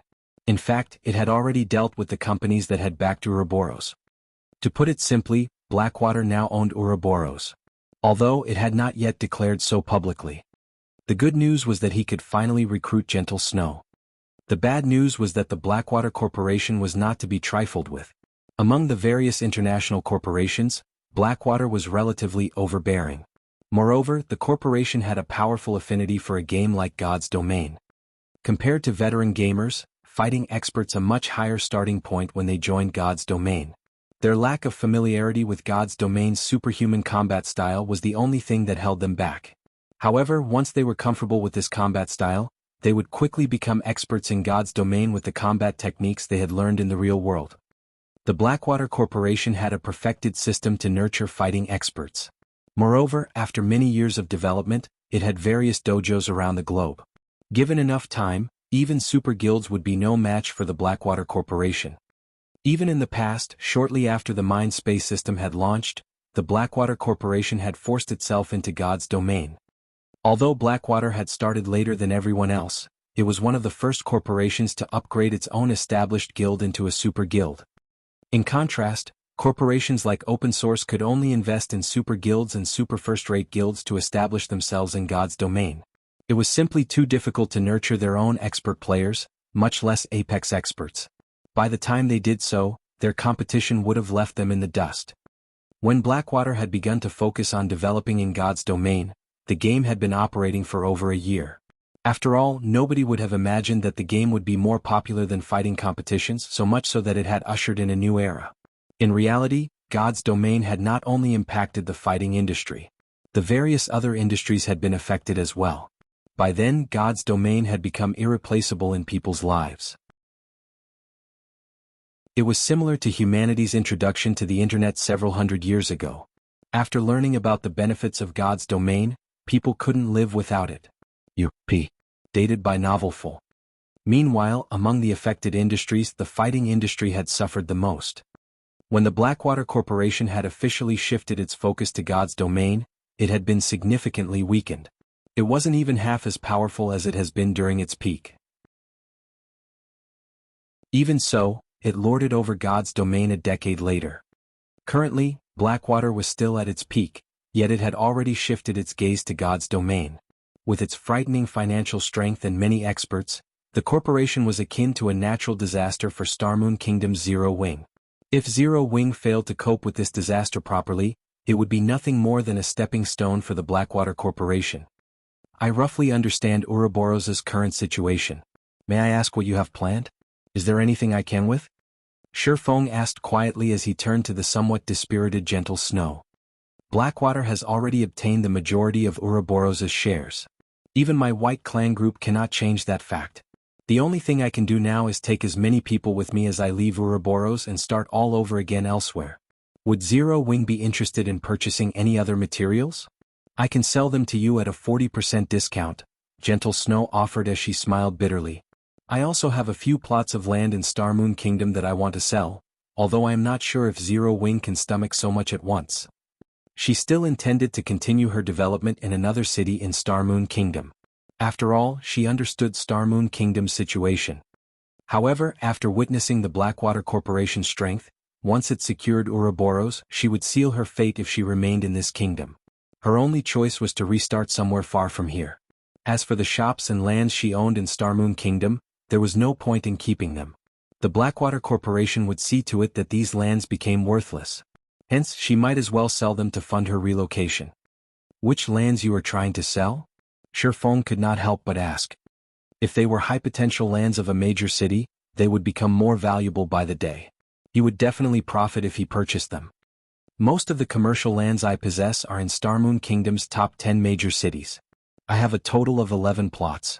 I also have 3 plots in the Black Dragon Empire and 2 in the Purple Thorns Kingdom, Gentle Snow said as she handed Feng a list.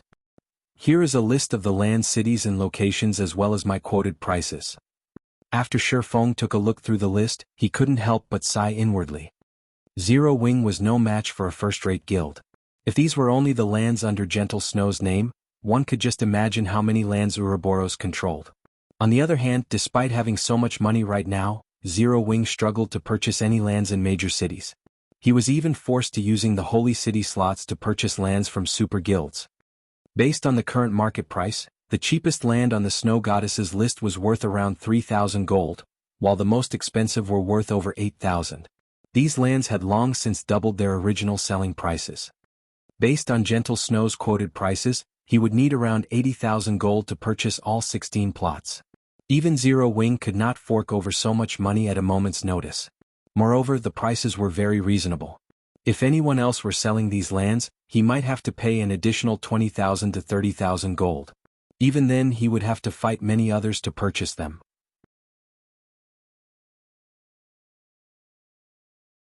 Chapter 982, The Tip of the Iceberg. Even to super guilds, 80,000 gold was a considerable amount of money. They couldn't collect so much money within a short period, much less the smaller guilds. Gentle Snow had little hope that anyone could afford to purchase all of her lands. She would just sell as many plots as she could. Once she collected enough coins, she could proceed with the next part of her plan more smoothly. While Feng carefully inspected the commercial lands, Gentle Snow received a call from Jianghu. Snow, the guild has called an emergency elder meeting and has officially announced that Abandoned Wave will be replacing you as the guild leader. Aside from the raw materials you have, Abandoned Wave has frozen the guild's assets. Furthermore, many of the God-slaying army's members have reported ambushes in the fields and outside of dungeons. They've suffered grievous damages, Jianghu reported, shaking with rage. The Blackwater Corporation was too vicious. The God-slaying army was their asset as they left Ouroboros. The guild had spent many years nurturing these experts. If these experts came them and they had enough funding, the new Ouroboros could quickly establish a firm foothold in another kingdom. Initially, hiding the locations of the army's members had not been an issue. After all, every member was an expert. With their equipment, killing these players would not be easy. Now, however, the Blackwater Corporation had somehow recruited an army of its own experts and slaughtered the God-slaying army scattered throughout Starmoon Kingdom. The loss of a single level might have been fine, but the lost weapons and equipment was horrendous. When Blackwater's experts killed them, the Legion members would drop at least 2 pieces of equipment. Some would even drop 3 items. The God-slaying army had been equipped with the best items available in Ouroboros. If several hundred members lost an item each, it would severely wound the army, much less if they lost 2 or 3 items. They would need a lot of time to recover from the loss. Normally, the God-slaying army could simply replenish their equipment from the guild's warehouse. However, the Blackwater Corporation had already limited their authority. Now they could not even take a piece of common equipment from the warehouse. With the god-slaying army suffering such a blow, rising in another kingdom in a short time would be impossible. I understand. For now, have the army's members be extra careful. Gentle Snow's frown deepened after receiving a more detailed report. Even Ouroboros' old rival, the Star Alliance, couldn't kill so many of the god-slaying army's members so quickly. Guild Leader Snow, you don't look too well. Has something happened? Feng asked curiously when he noticed Gentle Snow's troubled expression. I've just received news that Blackwater has already begun to exact its revenge. The god-slaying army that I command has suffered over 700 deaths. Although reports say that they've been ambushed by groups of cloaked players, I'm sure that these players are experts from Blackwater, Gentle Snow helplessly explained, not bothering to hide this fact from Feng. Moreover, it was impossible to keep a tight lid on such a major incident. It was only a matter of time before the truth revealed itself. It seems that your victory over Lethal Gale has made the Blackwater Corporation anxious. Otherwise, they'd have no reason to make such an excessive move. The news surprised Feng. No matter what was said or done, the Blackwater Corporation had already purchased Ouroboros. One could even go so far as to say that Ouroboros was the Blackwater Corporation. If news spread of mysterious players slaughtering Ouroboros' strongest legion on its own turf, it would damage the guild's reputation. Since Blackwater has already gone to such lengths, I'm betting that even if you leave Starmoon Kingdom, they will find some way to crush you, Feng said seriously. How about this? Invest in Zero Wing and become one of its shareholders. With Zero Wing's prestige in Starmoon Kingdom, the fledgling Blackwater Corporation should hesitate before declaring all-out war. This? Gentle Snow was taken aback upon hearing Feng's proposal. The symbol of Ouroboros, which the White Clan group had created, was incredibly important to her. If possible, she wanted to establish a new Ouroboros. However, if she joined Zero Wing with Ouroboros' top players, the Blackwater Corporation would shift its focus to Zero Wing. If you're worried about the percentage of shares that you'd control or how your subordinates would be treated, relax. I can give you 15% of Zero Wing shares. I'll also give you 50 core member slots and the power to form the Ouroboros Legion, which will be under your full control. What do you think? Feng suggested. Are you not afraid of the backlash from Blackwater? Gentle Snow asked Feng seriously. With Zero Wing's strength and potential, don't you think that you'd be suffering a loss by offering me 15% of the guild shares for the little manpower and resources in my possession? Zero Wing was no longer the upstart guild it had been. Not only did Zero Wing control Stone Forest Town, but it also owned Starmoon Kingdom's #1 trading firm. Zero Wing was the publicly acknowledged #1 guild in Starmoon Kingdom. Even first-rate guilds were no match for it. There were also many companies and corporations chomping at the bit to invest in Zero Wing. Some major corporations were offering enough to tempt super guilds for as little as 50% of Zero Wing's shares. Unfortunately, Zero Wing had declined every offer, yet Feng had offered 15% of the guild's shares to recruit her and her people. No one would believe this if she told them. In response to Gentle Snow's query, Feng shook his head and confidently stated, "No. You are worth it." Feng's answer confused Gentle Snow. Even she didn't believe that she was worth this price, yet Feng sounded strangely confident. Moreover, the look in Feng's eyes told her that he was not lying. Gentle Snow also felt a little moved. After so many years in Ouroboros, her trust had long since ceased to exist, yet she trusted Feng despite so few meetings with him. Yet, despite only coming into contact with Feng several times before, the man had somehow managed to fill her with trust. She didn't know what to say. If Feng were a fool, Zero Wing wouldn't have had so much success. An indistinct feeling made Gentle Snow even more curious about the guild known as Zero Wing. After taking a deep breath, Gentle Snow looked at Feng and replied, "All right then. I agree to your conditions. However, you have to promise me one thing."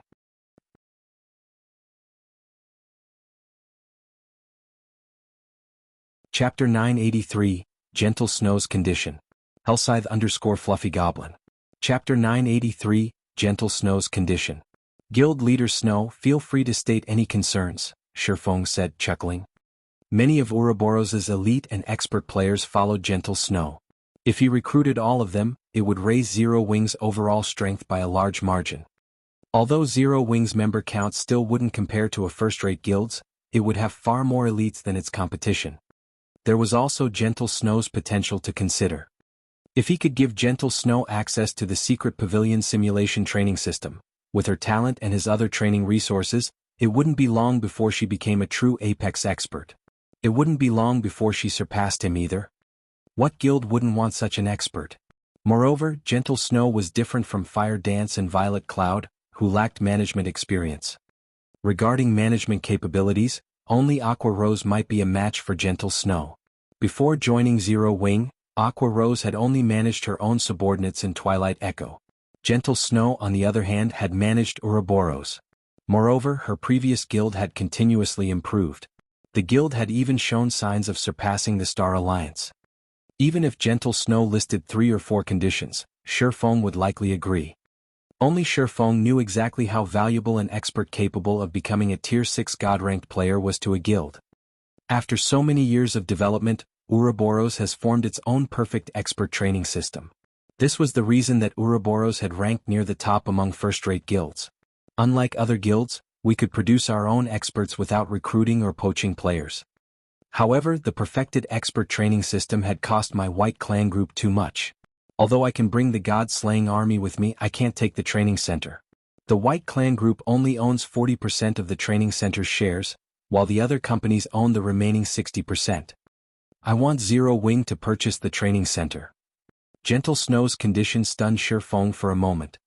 For any guild in God's domain, constructing their own training center was of the utmost importance. This was also why second-rate guilds couldn't compete with first-rate guilds. The initial cost of constructing an expert training center was already more than what the companies supporting second-rate guilds could handle. Moreover, even if a second-rate guild had a training center and established a perfect training system, the upkeep would be astronomically expensive. Unless a guild could earn enough to maintain this training system, no guild or company would be crazy enough to invest in something that would hemorrhage money. Feng had been contemplating his own training center as well. The Big Dipper training center was simply not enough to meet his requirements. The training center did not even have a simple simulation training system. However, as constructing a training center was immensely expensive, he had to tackle this problem gradually. He had never imagined that Gentle Snow would ask him to purchase Ouroboros' training center. He would have been lying if he had said he wasn't pleased. With Ouroboros' training center, Zero Wing could save several years of effort. Unfortunately, there was one big problem. He didn't have enough money. Feng had served as the guild leader of a second-rate guild in the past. He had been personally involved in establishing and constructing Shadow's training center. It had happened shortly after Shadow had officially become a second-rate guild. Hence, he knew just how much money a training center's construction required. If not for several major companies in Jianghu City working together, Shadow's training center would never have come into fruition. The cost of the site and machinery was one thing. However, the various simulation facilities and the required energy to maintain them were a different story. Take the fruit of the Secret Pavilion's research, their simulation training system, for example. Only energy of the highest grade could power this kind of system. Even an inferior simulation system's daily maintenance cost was enough to quickly bankrupt multiple large companies. With Zero Wing's current financial strength, affording its maintenance was impossible, not to mention purchasing it. Guild leader Snow, you must be joking. Zero Wing can't even afford to operate a training center, not to mention purchasing a perfected one. Even if we could afford it, I doubt that the other companies would willingly sell it. After all, that is Ouroboros' foundation. As long as the training center exists, the guild can produce more experts, Feng said, smiling bitterly. Zero Wing had started with nothing. It didn't have the support of any companies. The Zero Wing workshop in the real world relied on the guild's daily income. Moreover, Feng also did not dare to convert in-game resources into credits casually. More major companies were joining God's domain by the day, and the competition was becoming more intense. The resources in God's domain were also becoming more valuable. Converting coins into credits would be a devastatingly foolish move. I understand that I am being somewhat unreasonable, but now is the best opportunity to buy it. Gentle Snow was also aware of how expensive it was to purchase a training center. Although Blackwater has purchased Ouroboros' training center is nothing to the corporation. Meanwhile, the training center's daily operation is a huge burden to those companies. They will try to get rid of it as quickly as possible. If we don't buy it now, another corporation that wants to nurture its own experts will. If Zero Wing is willing to buy it, I can try to lower the price as much as possible. I understand. Please wait a moment. I have to contact the guild leader about this first, Feng said, creating an excuse to leave the room. It would be much more convenient to purchase a training center than establishing his own. If he purchased it now, he could save himself a lot of trouble in the future. Zero Wing would not have to risk stagnation as Shadow had in the past due to a lack of experts. With the training center, he could nurture a large number of experts rapidly, sending them out afterward to capture and defend towns. He could then use the money and resources these towns generated to sustain the training center. However, Zero Wing couldn't gather so much money in such a short time span. Forget it. Let's give it a try. After Feng left the room, he contacted Aqua Rose.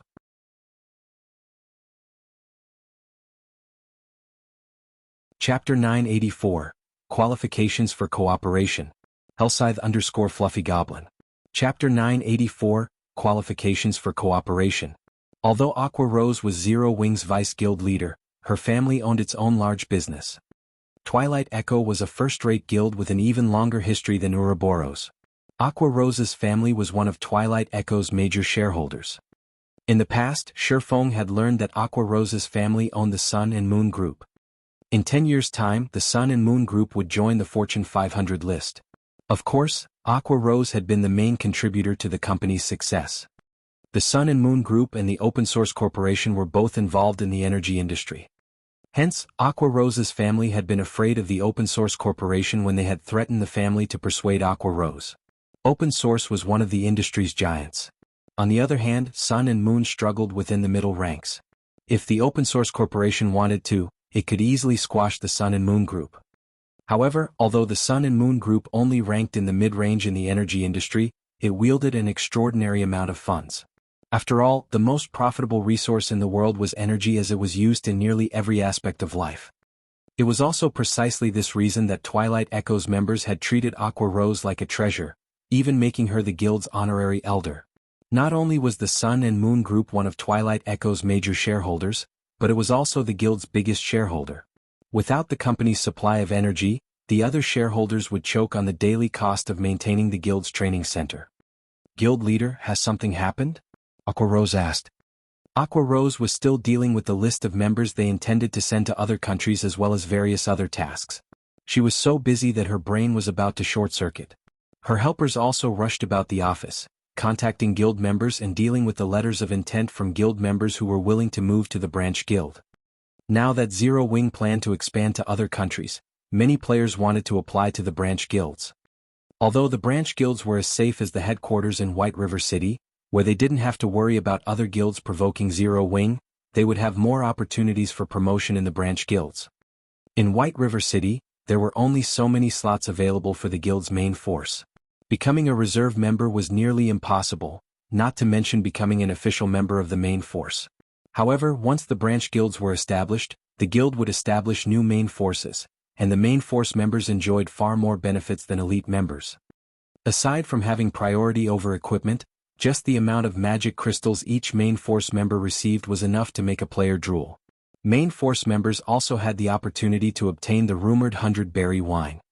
According to rumors, the 100-berry wine was even more effective than the Divine Colosseum's Icefire Spirit. It could help players improve their skill completion rates. Currently, not one bottle was available on the market. No one knew how to obtain their own. Only official members of Zero Wing's main force qualified to compete for the 100-berry wine. Since members of the branch guild's main forces would receive similar benefits, why wouldn't Zero Wing's elite members be tempted? When Aqua Rose had announced the news, many elite members frantically applied to join the branch guilds. Although Aqua Rose looked battered, inwardly she was elated. She dreamed of helping Zero Wing grow stronger. Because of Zero Wing's extraordinary performance, her family now saw her in a different light. In fact, they even cancelled her engagement to Brilliant War God.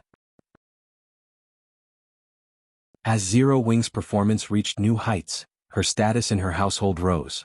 Many large companies had secretly sent upper echelons to ask her family members to contact her, desperately wanting to invest in Zero Wing and offering many impressive perks. As a result, every time she visited home, her parents instantly pushed for her to meet with the company's representatives. She was even busier than the Star and Moon Group's CEO. It's nothing major. Didn't you say that your family has wanted to invest in Zero Wing? And that other companies frequently pester you to negotiation or cooperation? Feng asked. More representatives have been showing up lately as well. My family is also constantly on my case. I swear they are even more diligent now than when I had been forced into the engagement with Brilliant War God. They almost annoy me to death these days. Do you have a plan to deal with them, guild leader? Aqua Rose asked. Just discussing this topic made her head ache. She knew where Feng stood on the matter. Thus she always rejected the offers. To avoid these people, she had no choice but to hide in her virtual gaming cabin. Only in God's domain would her family leave her alone. I have a method. It also isn't a solution to always have uncle and auntie pressing you for an answer. I can offer them an opportunity to work together, Feng said, chuckling. As for whether or not they want to cooperate with us, that will be up to them. Really? Aqua Rose froze, surprised by Feng's declaration. She couldn't believe this was true. Zero Wing was very famous in God's domain. This was because it had rejected countless investment offers. Other guilds dreamed of having their own investors, yet Zero Wing turned them away. Zero Wing was already known as one of the most difficult guilds to work with. Yes, I intend to rent some plots of land, so I would like you to find a few partners. However, each company must first invest 1 billion credits. I will choose a total of 10 partners. Gentle Snow had already given Feng a rough estimate of the cost. If he wanted to take over Ouroboros' training center, he needed at least 7 or 8 billion credits. Moreover, this was only the initial estimate. After all, Ouroboros' training center was massive. It even had its own independent research team. The training center was also located in a top-tier city. Considering Gentle Snow's price was exceedingly low. Guild leader, are you talking about Stone Forest Town's lands? Aqua Rose was so shocked that she had to ask for confirmation. Feng nodded, replying seriously, that's right.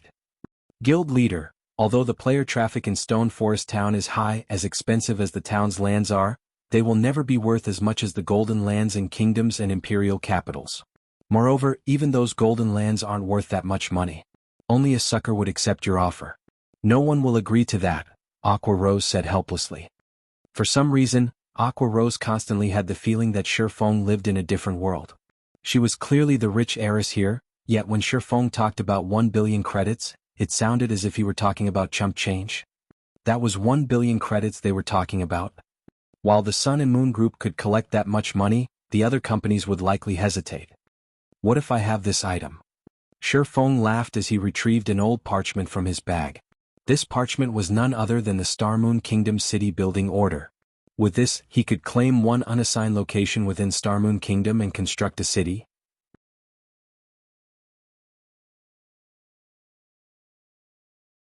Chapter 985, Shocking Star Moon Kingdom. Hellscythe_Fluffy Goblin. Chapter 985, Shocking Star Moon Kingdom. This is. Aqua Rose was astonished when she took a closer look at the old parchment's information on the screen. A city building order. This item was far more valuable than any captured town. Yet, while super guilds were investing time and effort into capturing towns, Feng had procured a city building order. Aqua Rose rubbed her eyes. She was sure that they were playing tricks on her. What was a Star Moon Kingdom city building order? That was proof that one had the rights to construct a player city in Star Moon Kingdom. Currently, player towns in God's domain generally accommodated 30 to 50,000 people. However, none of the guilds that had captured various towns allowed had built houses in their towns. They had all built hotels. This way the towns would accommodate more mobile players, which would in turn generate more income. Aside from guild members, players had practically no options to become permanent residents. Even so, a player town could only handle a limited amount of traffic. Take Stone Forest Town for example. Stone Forest Town was very close to the Stoneclaw Mountains. Because most of God's Domain's players had already reached level 30, the town's traffic grew with each passing day, giving it an even livelier atmosphere than White River City.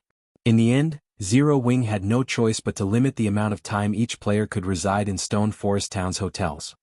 This was also why many companies desperately wanted to work with Zero Wing.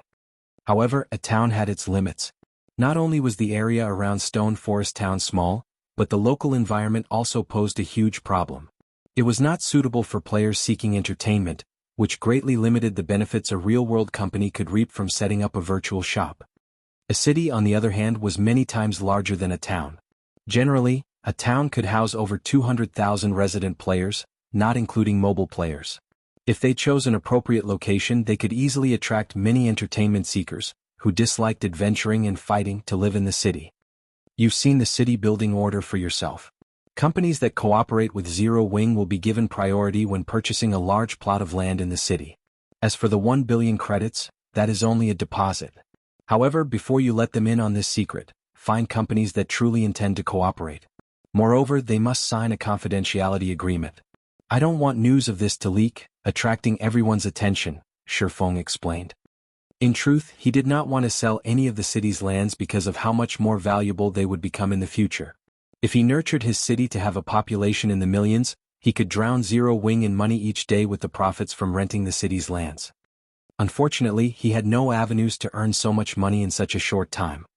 I understand. I will see to the necessary arrangements right away. Aqua Rose nodded excitedly. Currently, the value of Stone Forest Town's lands could rival those with high potential in major cities. However, if they chose a strategic location to set up their city, the city's lands would easily surpass Stone Forest Town's by several, or even over 10 times. If she advertised this news, many corporations would be eager to work with them. How many days do you need to get this done? Feng asked. I'm in somewhat of a hurry for the money right now. Roughly 3 to 5 days. After all, most major companies would be hard-pressed to collect so much money on such short notice. After giving it some thought, Aqua Rose suggested, if you are in a rush for money, I can have my family pay for you first, or offer them a few more plots of land in the new city. I believe they will be more than willing.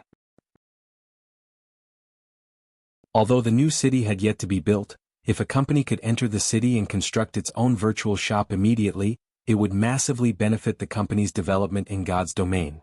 After all, once the new city was complete, plenty of entertainment seekers were bound to visit the city. If a company could leave a deep impression on these players, more people would recognize them as they started shops in other cities.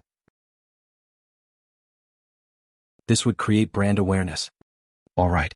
I await your good news, Feng said. As long as he gathered the necessary 10 billion credits, he was satisfied. Following which, Aqua Rose logged out of the game and hastened to make the necessary arrangements. As for Feng, he went back into the room. Guild Leader Snow, Zero Wing agrees to your conditions. However, we'll need some time to collect the required credits. It is unlikely that we can do so in 1 or 2 days, Feng explained. That won't be a problem. In any case, the training center won't sell quickly. That will also give me more time to drive down the price, Gentle Snow said, smiling. Initially, she had expected Zero Wing to reject her condition. Either that or the guild would need a very long time to gather the required funds. She hadn't expected the guild to raise the money so quickly. As she experienced more, she realized how little she truly knew about the guild. Following which, Feng and Gentle Snow discussed the details of their contract. First, Gentle Snow would join Zero Wing with the elites and experts under her command. At the same time, Gentle Snow would transfer all lands in her control to Zero Wing. In return, Gentle Snow would receive 15% of Zero Wing's shares and become one of Zero Wing's vice guild leaders. Simultaneously, she would serve as the captain of the Ouroboros Legion and manage all of the Legion's affairs. After both parties signed the contract, Gentle Snow logged out of the game and to initiate her plan to purchase Ouroboros. Feng, on the other hand, headed to White River City Hall and took ownership of the 16 plots of land Gentle Snow had owned. Afterward, he simply needed to construct the Candlelight trading firm on these 16 commercial lands. With the additional coverage, the Candlelight trading firm's income would increase significantly. Gentle Snow's insight is impressive. Of the 3 lands in the Black Dragon Empire, 1 is an Emerald City. I won't have to hunt for an emerald source. After Feng visited the 11 plots of land in Starmoon Kingdom, he could not stifle his grin as he looked at the deeds for the 3 lands in the Black Dragon Empire. Emerald City was one of the Empire's top 10 major cities. It was in no way less prosperous than White River City. Players could find many ores around Emerald City, and emeralds were the most common, hence the name Emerald City. Emeralds were generally used as raw materials to produce ornaments as the ore possessed relatively good mana storing capabilities. It was rarely ever used to produce other items. However, aside from requiring mana stones, Titan City's magic light set equipment needed plenty of emeralds. With a shop in Emerald City, he could purchase emeralds long-term. His guild members wouldn't need to travel back and forth from the city constantly. Following which, Feng traveled to the Black Dragon Empire via Starmoon City's teleportation hall. Shortly after Feng left, a shock tore through Starmoon Kingdom's various guilds. What did you say? Zero Wing now owns Gentle Snow's lands. How can this be? Abandoned Wave was flabbergasted when he received the news.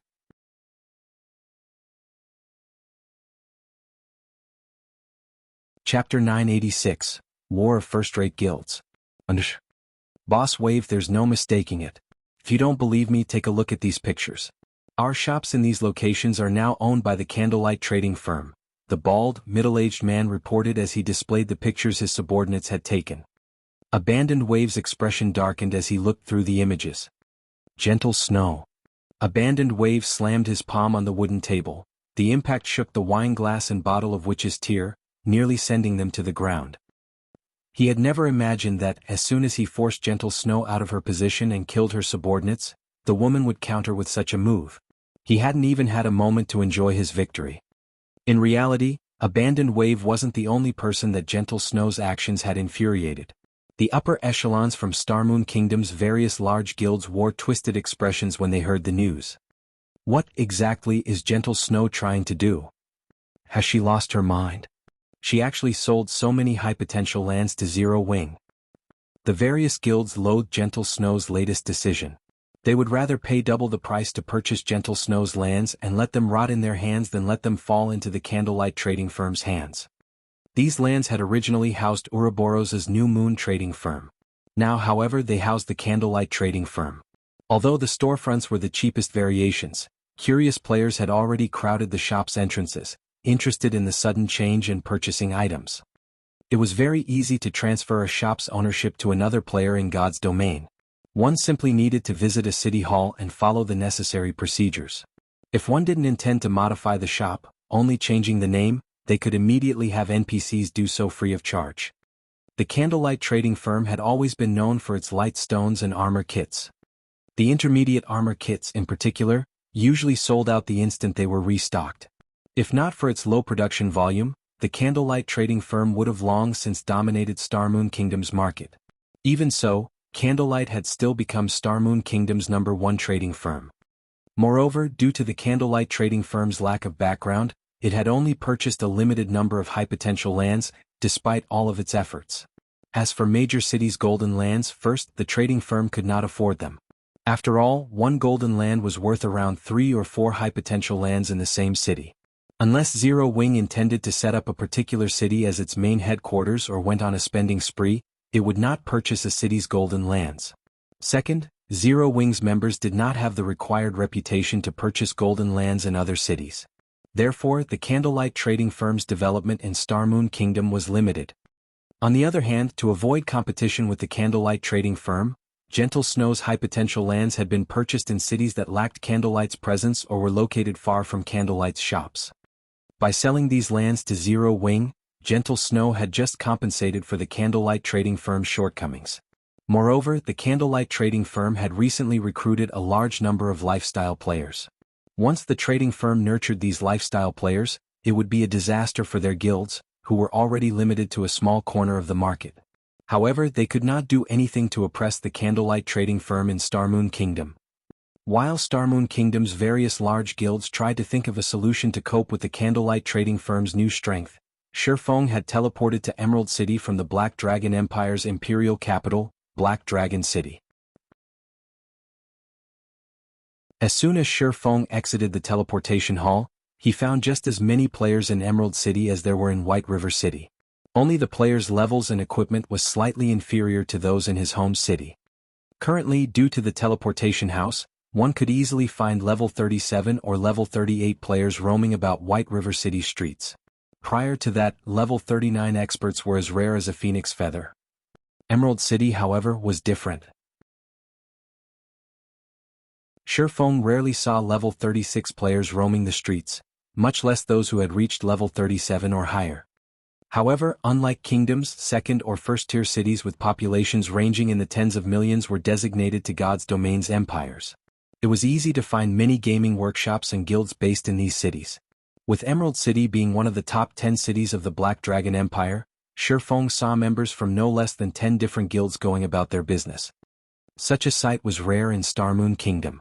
Generally, only 3 or 4 large guilds contested over its major cities. Emerald City, on the other hand, had more than 10, and even the weakest among them were second-rate guilds. As for first-rate guilds, Feng counted 3 from where he stood.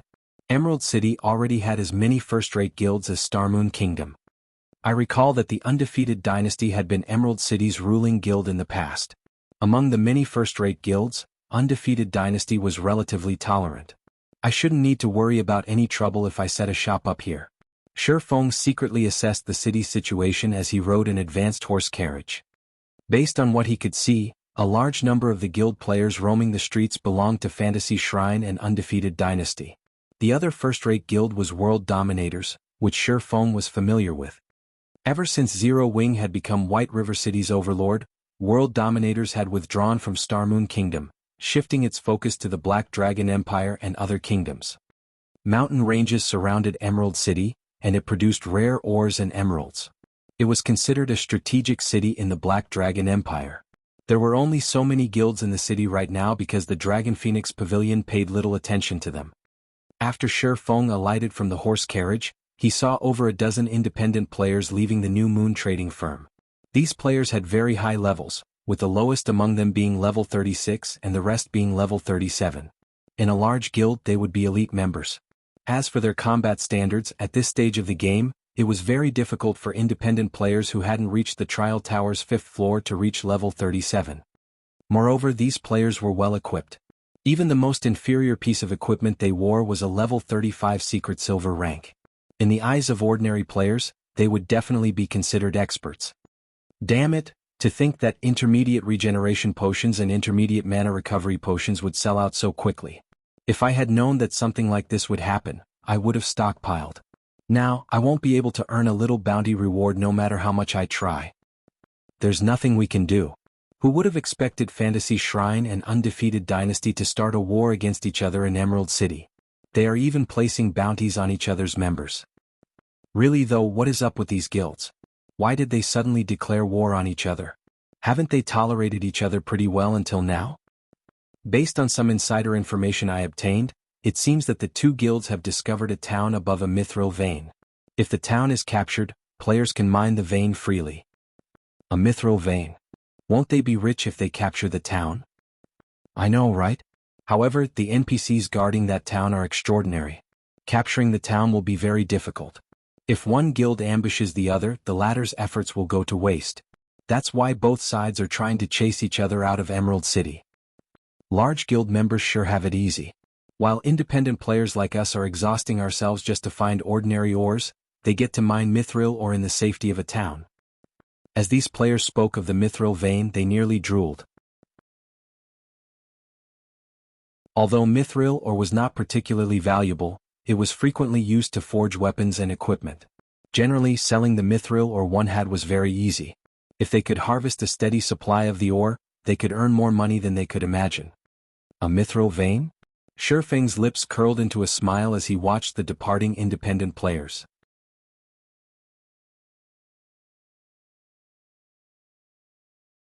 Chapter 987, Branch Residence. Hellscythe_Fluffy Goblin. Chapter 987, Branch Residence. After the dozen or so independent players left the New Moon trading firm, Feng entered the shop. Mithril veins were one of the more common mineral veins in God's domain. Large guilds also fought over them fiercely. As the producer of ores and emeralds in the Black Dragon Empire, there was more than one mineral vein in Emerald City's vicinity. This was also why Undefeated Dynasty, Emerald City's ruler in the past, had amassed a fortune. Meanwhile, the only mithril vein Emerald City's players knew of was beneath Whitebone Town. Whitebone Town had been relatively famous in the past because the mineral vein beneath it was a rich vein, and players could reach it easily to mine mithril ore. Although one could not make as much money as they could from the manatite vein under Raven's control, if developed, the profits would still be considerably shocking. However, current players were not yet strong enough to capture White Bone Town. The NPCs guarding White Bone Town were not humans but undead. Their levels were all above 50. Moreover, any player that entered the mine would be cursed, causing them to lose 10% of their HP every 3 seconds. The curse also lasted for an hour. In addition, several level 70 Grand Lords lurked within the mine's depths. With players' current strength, even an army of several 100,000 elites would not be enough to defeat these monsters. However, this reminded Feng of something. The basic Holy Spirit Potion. This item would give players temporary immunity to curses. However, as the potion was only basic rank, its effects were limited. Fortunately, the potion could offer immunity to White Bone Town's curse. Due to the richness of White Bone Town's mithril vein, many players would take the risk to mine there. The money these players earned from a single day of mining the mithril ore and its byproducts was even more than those who grinded monsters in the fields or raided team dungeons. Because of that, the basic Holy Spirit Potion had been extremely popular in Emerald City in the past. The potion had not been particularly expensive. Initially, each bottle only sold for 2 silver. Even ordinary players could afford that. The potion's effects only lasted for half an hour. In that time, one could easily earn more than 2 silver while mining underneath the town. Although White Bone Town's monsters were very high-leveled, the mine's entrance was located in the town's outskirts. Not many monsters ventured there, so as long as one lured the monsters away, other players could enter the mine freely. The mine was massive and its terrain was complicated. Very few monsters patrolled the mine as well. As long as one didn't explore too deep, they would not find any significant danger. When a player finished their mining, they simply needed to use a return scroll to leave safely. Hence, many players had taken the risk to mine there. As more players headed to the mithril mine, the basic Holy Spirit Potion's price quickly rose to 5 silver. Later, it had even reached 10 silver per bottle. Alchemist players had been overjoyed. The basic Holy Spirit Potion's recipe was not particularly difficult to obtain. Level 30 and above team dungeons had a chance of dropping it. Unfortunately, the drop rate was very low, which resulted in few copies on the market. The potion's materials were also relatively common. Crafting the potion's main requirement was a Holy Spirit flower, which was considered a rare herb. Making the potion didn't even cost 1 silver. Thinking up to this point, Feng burst into action. This was a valuable opportunity to make a fortune. Emerald City's player population was in the millions. Once players discovered the method of mining in White Bone Town, swarms of players would flock to the mithril vein. One could just imagine how large the market would be for the basic Holy Spirit Potion. Following which, Feng changed the New Moon trading firm's name to the Candlelight Trading Firm and removed the lifestyle players and products in the shop. He then made a trip to the city hall and spent 1,000 gold to upgrade the shop front to the highest ranking available. He also hired NPCs to purchase various kinds of ores, herbs, and emeralds. As for the candlelight products that would be sold in this shop and the shop's personnel, Feng passed the responsibility to the Candlelight Trading Firm's management team. Meanwhile, he visited the auction houses in the Black Dragon Empire's various cities to purchase the basic Holy Spirit Potion recipe and Holy Spirit flowers. After spending most of the day like this, Feng finally bought all the recipes on the Black Dragon Empire's market. He had managed to collect a total of 776 recipes. Although the method to obtain the recipe was easy, its drop rate was painfully low. The recipe's current market price wasn't high. Feng only spent around 35 to 40 silver coins for each copy. Overall, he had not even spent 300 gold to buy all of the copies. The low price was mainly due to players not having a major use for the basic Holy Spirit Potion. It simply wasn't one of Alchemist's hot items. If you were looking for the Intermediate Regeneration Potion and the Intermediate Mana Recovery Potions recipes, however, they would be much more expensive.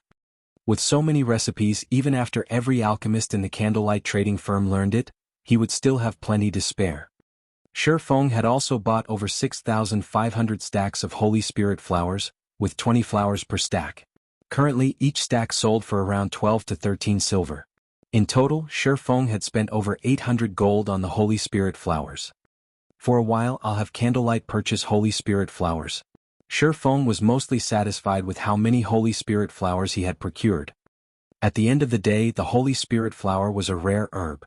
Rather than sell it, most guilds usually opted to store the flowers in their guild warehouses. Only independent players sold the herb, thus the limited supply on the market. If he turned these 6,500 plus stacks of Holy Spirit flower into basic Holy Spirit potions, he would have enough to last Emerald City's players for quite some time. As long as the Candlelight trading firm's acquisition of Holy Spirit flowers could keep up with the potion's demand, Emerald City would become a stable source of income for the trading firm for a relatively long time. Feng had also spent 3,000 gold to construct an advanced guild hall in Lakeheart City. Although the land he bought from Phoenix Rain could not compare to Zero Wing's main guild residence, the towering advanced guild hall was still impressive enough to shock Lakeheart City's players. Wow, this guild has style. I wonder which guild this is. To think that anyone would want to develop in this backwater city.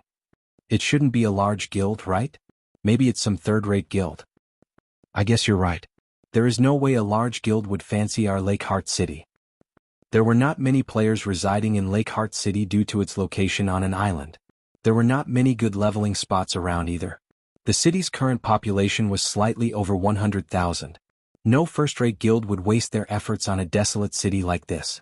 As a result, only a second-rate guild ruled over Lakeheart City. Moreover, its main headquarters wasn't located in the city. Rather, it was based in a major city with a player population of over 500,000. Furthermore, the guild residences in Lakeheart City. They were a far cry from Zero Wing's magnificent advanced guild hall. Wait a minute. Look at the emblem on that guild flag. Doesn't that look like Zero Wing's six-winged emblem?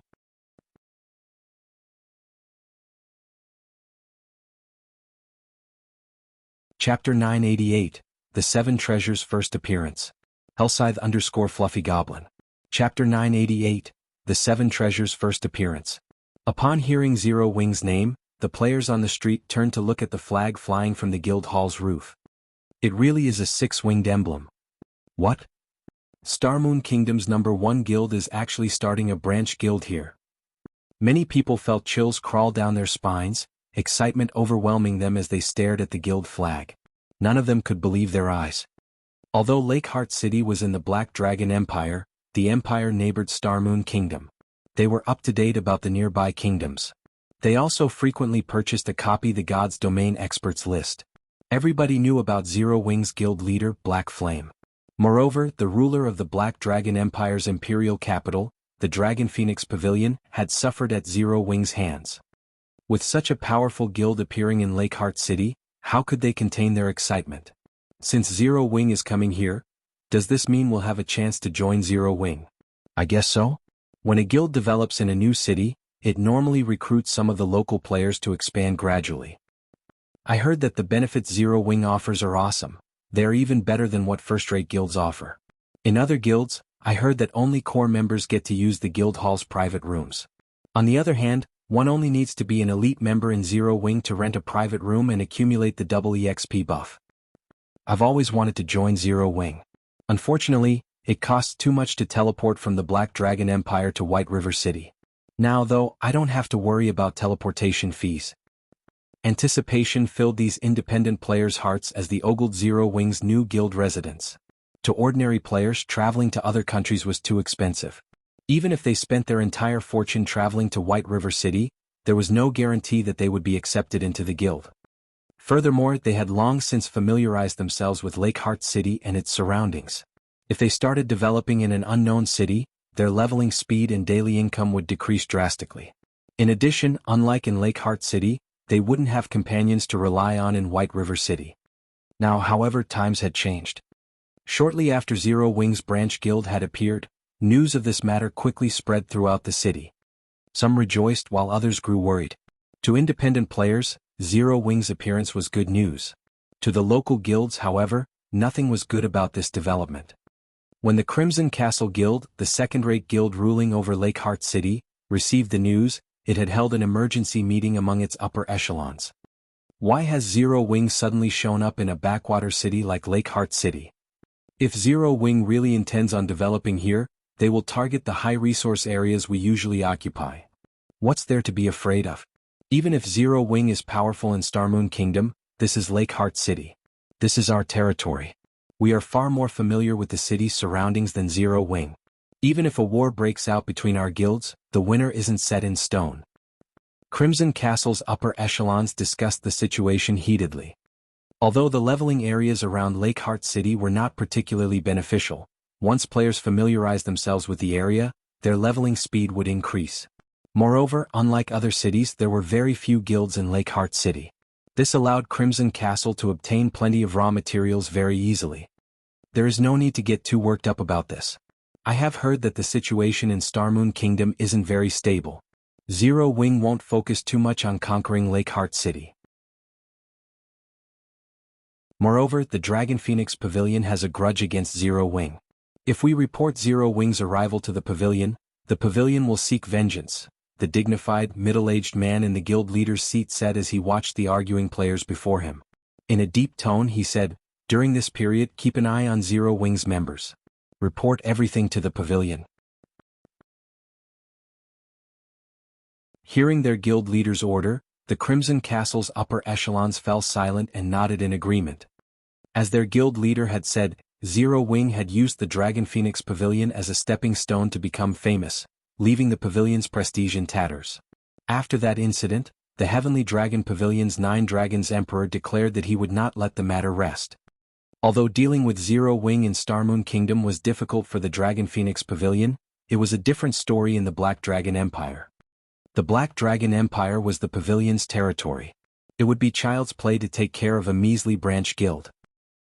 While Crimson Castle hashed out a plan to deal with Zero Wing, Feng spent 300 gold to bind the guild transfer scroll's coordinates. Afterward, Zero Wing's members in White River City could simply purchase Lakeheart City's guild transfer scrolls to travel to the city directly.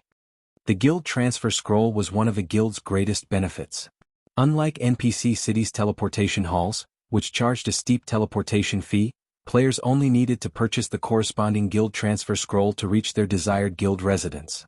However, such a major benefit came with restrictions. Players were only allowed to carry one guild transfer scroll at a time. Moreover, the scroll had a very long cooldown. The transfer scroll's prices also varied depending on the distance between the destination and where it was purchased. Regardless, it was still cheaper than using the teleportation halls. If a guild had enough guild residences, it could easily replace teleportation halls. When Feng finished binding the coordinates, he looked at the time. Glancing up at the already dark sky, he called up his system interface, intending to log off for the day and rest. Now that he had established Lakeheart City's branch guild, he needed Aqua Rose to transfer the batches of selected members. As for Raven's monster-repelling issue, Feng had already instructed Flying Shadow to handle it. Originally, he had intended Fire Dance to carry out the task. However, Fire Dance was currently busy leading Zero Wing's members in raiding the Undead Gorge and did not have time to spare. So he used his next best option, Flying Shadow. Flying Shadow was Zero Wing's second best assassin. Not only was his movement speed quite high, but he could also move about rather secretively. He wasn't easy to detect. When it was time to repel the monster invasion, Flying Shadow could use the monster repellent scroll without anyone noticing, which would reduce the chances of Raven discovering the scroll. Although the monster repellent scroll was very rare and few people knew about it, seeing as Quiet Melody, the Sacred Temple's vice-temple master, had purchased so many in Blackwing City, Feng deemed it wise to use the scrolls discreetly, hiding the scroll's function. In any case, Zero Wing only needed to repel the invasions. It was not obligated to reveal its means of doing so. After clicking the logout button, while Feng waited on the logout timer, he habitually used the Golden Stigmata's detect skill. The quest to find the 7 treasures was truly sinister. With God's domain being so massive, how was he supposed to locate them? Fortunately, he had been given a very long time limit to complete the quest. Hence, Feng routinely used the detect skill once a day. If not for the skill's one-day cooldown, his search for the 7 treasures would have proceeded much faster. After using the detect skill, Feng heard the sound of a system notification. System: the Golden Stigmata has detected the 7 treasures' energy waves. Do you wish to track the energy waves? Why would the 7 treasures be here? Feng instantly tensed. He had never imagined that he would come across the 7 treasures' energy waves in Lakeheart City.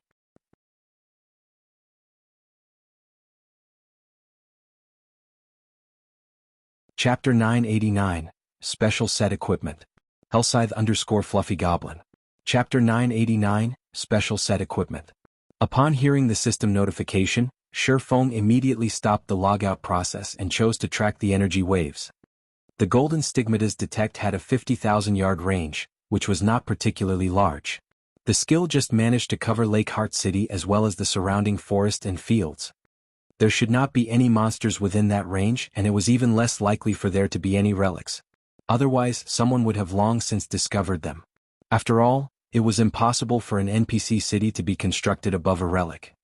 Yet, the 7 treasures, which had been lost for many years, had appeared in the middle of nowhere. It was inconceivable. As expected, it is inside the city. Feng could not help his surprise when he saw the perceived location on his map. This should be in the Nobles District. Although Feng knew that the 7 treasures could be anywhere, who could have thought that he would find the legendary 7 treasures in Lake Heart City's Nobles District? If the War God's Temple knew that the 7 treasures were in the Black Dragon Empire, they would have turned the Empire over in their search, not to mention the insignificant Lake Heart City. After checking the general location, Feng summoned the demonic flame tiger and charged towards the Nobles District. A monster. A monster has appeared in the city. Crap, that's a mount. What kind of mount is that? It's so cool. When the players on the street saw the demonic flame tiger charge out of Zero Wing's residence, they were stupefied. A city like Lake Heart City didn't even have one level 40 player, much less a mount. Hence, when these players saw the majestic, towering demonic flame tiger, they grew more enthusiastic to join Zero Wing. Black Dragon Empire, Dragon Phoenix Pavilion's Guild Residence. Entering the guild leader's office, a beautiful, tall female summoner reported respectfully, "Vice Guild Leader, the Crimson Castle's Guild Leader requests a meeting with you. He claims that it is related to Zero Wing." I understand. It seems that quite a few people are displeased with Zero Wing today. Blood Dragon, the guild leader of the Dragon Phoenix Pavilion's Black Dragon Empire Branch Guild, said, chuckling. "Ghost, bring him in." The female summoner, Beautiful Ghost, nodded. She left the office to guide Crimson Castle's guild leader. Inside the Dragon Phoenix Pavilion's reception room, a robust man, standing about 2 meters tall, waited patiently. This man was none other than the Crimson Castle's guild leader, Crimson Fox. Why haven't they met with me yet? Crimson Fox was frustrated as he stared beyond the window pane at the Dragon Phoenix Pavilion's members going about their business. Sure enough, the pavilion deserved to be called a super first-rate guild. Despite only being a branch guild's residence, he saw plenty of experts moving about the hall, with many of them radiating a significant pressure. Among these experts, he envied a few players' equipment. The Crimson Castle could never compare to a guild like the Dragon Phoenix Pavilion. Crimson Fox had originally intended to send one of the guild's upper echelons to the pavilion. However, when he thought about the violent and arrogant temper of the pavilion's vice guild leader, Blood Dragon, he felt that it would be safer if he visited the guild personally. Once he reached the pavilion's guild residence, he firmly believed that he had made the right decision. His guild's representative would never have been allowed through the pavilion's gates. Moreover, not long ago he received another message from his subordinates stating that Zero Wing's demonic flame tiger had appeared in Lake Heart City. The upper echelons of God's domain's various guilds were no strangers to the demonic tiger. After all, the demonic tiger was known as the best mount in God's domain. Many even suspected that it might be a fine gold mount. Besides, this powerful mount's owner was none other than Zero Wing's Feng. Those who understood Zero Wing knew that Feng's position in the guild was definitely among the top 3. He might even be second only to Zero Wing's guild leader, Black Flame. Such an important figure in Lake Heart City stressed Crimson Fox.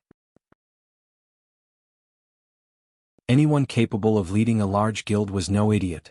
With a figure like Feng visiting the city, it was clear how important Lake Heart City was to Zero Wing. If they did not remove Zero Wing as soon as possible, it would only be a matter of time before Crimson Castle fell from the position of the city's ruler.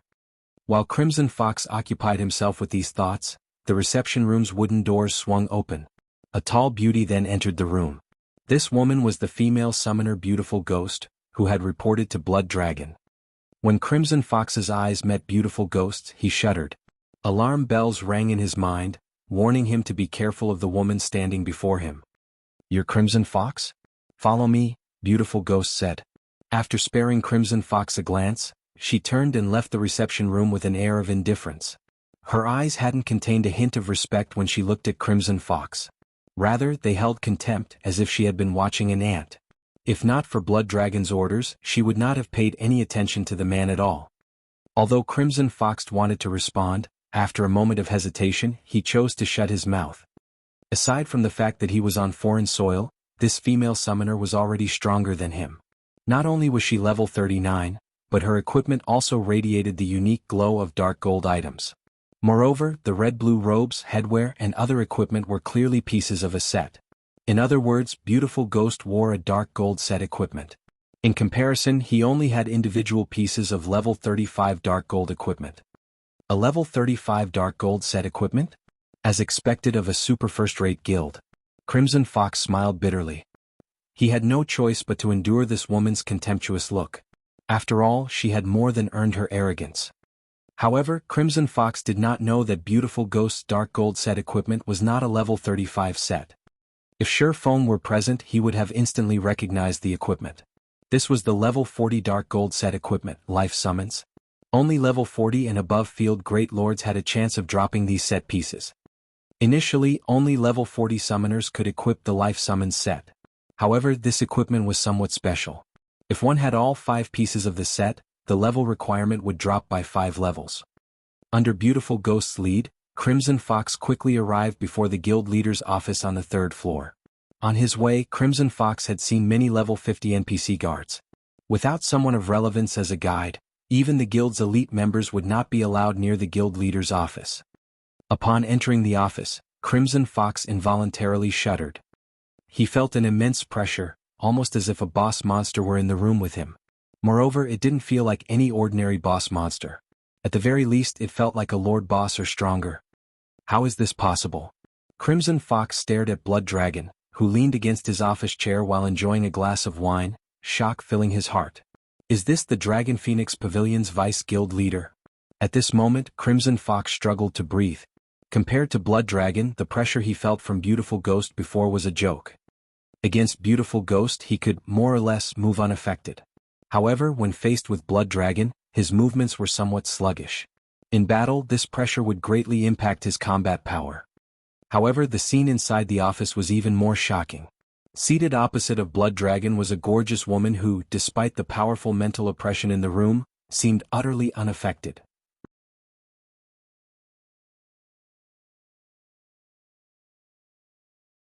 Chapter 990, Empire's Overlord. Hellscythe_Fluffy Goblin. Chapter 990 Empire's Overlord. Who is she? Crimson Fox's attention unconsciously drifted to the leisurely woman. Currently, Blood Dragon was level 40, and only a handful of players throughout the Black Dragon Empire had reached this level. Level 40 players were much stronger than level 39 players in terms of attributes as they could equip level 40 equipment. If even he, someone who wore a full collection of level 35 dark gold equipment, felt such immense pressure from Blood Dragon, one could just imagine how intense of a pressure a level 20 player would feel in Blood Dragon's aura. Yet, the mysterious woman before him treated Blood Dragon's undisguised aura as if it were a spring breeze. In addition, the mysterious woman herself exuded a noble and graceful aura that coaxed one into submission. Sit, Blood Dragon told Crimson Fox as he pointed to one of the wooden chairs on the other side of his desk. Let me introduce you. This beauty is the Blackwater Corporation's representative, Qin Muyun. Like you, she is here for Zero Wing. The Blackwater Corporation? Crimson Fox was taken aback. Everyone had heard of the Blackwater Corporation. It was a Fortune 500 company. Meanwhile, the young woman before him had been chosen to represent such a major corporation. Guild Leader Crimson, if you have any information regarding Zero Wing that you wish to share, please tell us. I believe that Miss Muyun is also interested to hear it, Blood Dragon said, chuckling. Crimson Fox nodded nervously. He then relayed everything about Zero Wing's development in Lakeheart City. Vice Guild Leader Blood, you've seen Zero Wing's ambition for yourself. If we let Zero Wing develop any further, no one will be able to guarantee that Zero Wing won't set its sights on the Black Dragon Empire. If we don't take measures to contain the guild with its development speed thus far, it won't be long before it grows so big that even you will be helpless against it, Qin Muyun said, smiling. You should consider my earlier proposal. Qin Muyun had the voice of a siren. Her words were intoxicating. Even an expert like Crimson Fox was not completely unaffected. Initially, Qin Muyun had worried that the Dragon Phoenix Pavilion would reject their offer of cooperation. Now, however, her worries had been resolved. Before this, Zero Wing's operations had been limited to Starmoon Kingdom. No matter how strong it became, it wouldn't impact the pavilion's operations in the Black Dragon Empire. However, she had never imagined that, of all places, Zero Wing would choose to expand into the Black Dragon Empire. The Black Dragon Empire was the Dragon Phoenix Pavilion's territory. For the sake of its reputation, the pavilion couldn't let Zero Wing enjoy itself here. Otherwise, Nine Dragons Emperor's prior declaration would be nothing more than his own disgrace. Since Miss Muyun has already said as much, I agree to provide support in resources, products, coins, and experts to help you defeat Zero Wing. Once the deed is done, however, the pavilion wants full authority over Stone Forest Town. Please rest assured. As long as the pavilion helps us from the sidelines, the Blackwater Corporation will deal with the rest. Qin Muyun smiled. If there isn't anything else to discuss, I must leave to report the good news to my superiors. Blood Dragon nodded before sending Qin Muyun off with his gaze. Vice Guild Leader Blood, what about Lakeheart City? Crimson Fox asked anxiously. Lakeheart City was an important source of income for the Crimson Castle. Without it, the guild's development would deteriorate significantly. Relax. Since Zero Wing dares to enter the Black Dragon Empire, the pavilion won't let the guild off the hook. I will send the Blood Legion to assist the Crimson Castle. We'll make sure that Zero Wing regrets ever setting foot in the Black Dragon Empire. Blood Dragon could not help but chuckle. Turning to Crimson Fox, he spoke in a domineering tone, I'll appoint my aide, Beautiful Ghost, to command the operation. I believe that you do not have any arguments, right? Of course. Crimson Fox said excitedly. The Blood Legion was a legion of expert assassins that everyone in the Black Dragon Empire knew about. Not only did these experts possess excellent equipment, but every one of them was also adept with ambushes in the fields. Although the Blood Legion was not the Dragon Phoenix Pavilion's strongest force, it was the one that the various large guilds feared the most. Even first-rate guilds were afraid of the Blood Legion. Out in the fields, even a single expert assassin was a force not to be reckoned with. Knowing that a team of 1,000 expert assassins waited for them, who would possibly be bold enough to venture out to grind monsters.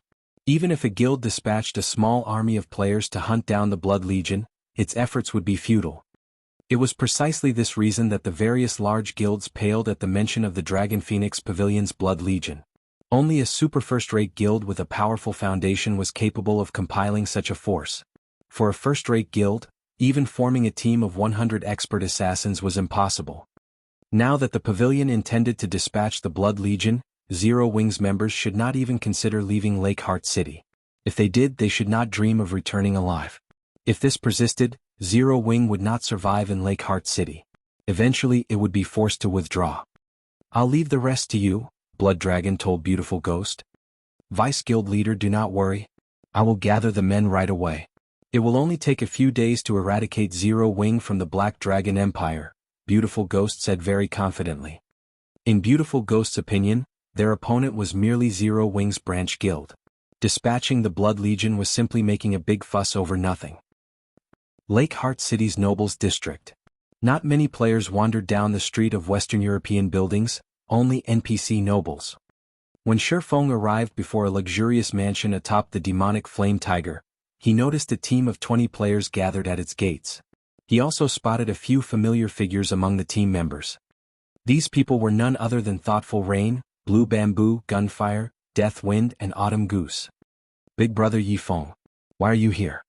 Blue Bamboo noticed Feng and the towering demonic Flame Tiger immediately, surprise flashing in her eyes. Hearing Blue Bamboo's exclamation, Thoughtful Rain and the others turned towards the demonic tiger by the entrance. Feng was even more shocked by the sudden development than Thoughtful Rain and her companions. He had only arrived before this mansion due to the 7 treasures. At this point, the golden stigmatist tracker pointed to the 7 treasures' exact location. He had never expected to find Thoughtful Rain and the others here as well. However, after Blue Bamboo had noticed him, the rest of the team turned and glared as if he were their greatest enemy, killing intent filling their eyes. Suddenly, the shield warrior Death Wind scattered the heavy atmosphere as he approached Feng and asked pleasantly, Brother Feng, what a coincidence. Are you here for a quest as well?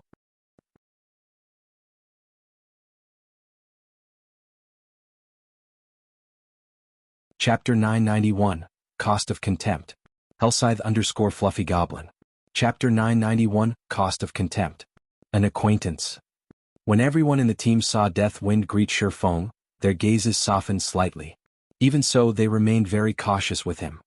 Currently, Feng wore his black cloak so they could not see his information. However, the fact that he rode a mount showed that he was extraordinarily strong. Otherwise, he wouldn't have reached level 40 so quickly. They wouldn't mind a weak acquaintance. However, Feng's strength was precisely the reason that they remained wary. Autumn, you guys know him? A robust man asked Autumn Goose, who stood beside him. This robust man, weathered appearance spoke of years of life's vicissitudes. A suit of silvery gray knight's armor protected his body, and he carried a tower shield that was nearly as tall as he was. At his waist, he carried a luxurious golden knight's sword. Furthermore, he had already reached level 40. MHM. He's one of Zero Wing's elders. He is incredibly strong. It was thanks to him that we had completed our previous quest. Autumn Goose nodded to the robust man's question. She did not try to hide anything, as the man beside her was none other than the commander of the Wind God's Spear, Fallen Wind. If we can convince Yi Feng to help us, we'll have a much higher chance of completing this quest. Hearing Autumn Goose's words, Fallen Wind could not help but re-examine Feng. Although Autumn Goose seemed approachable on the surface, she was arrogant to the bone. In her eyes, very few people were worth Autumn Goose's recognition. Autumn, aren't you giving him a bit too much credit? Isn't he just some expert a large guild nurtured? How strong could he possibly be? If we take him with us, he'll probably only hold us back, a frosty youth in brown leather armor said dismissively. Aside from Wind God Spear's brilliant battle records and the multiple confrontations they have had with several large guilds, their several new experts were already many times stronger than first-rate guilds' pampered experts.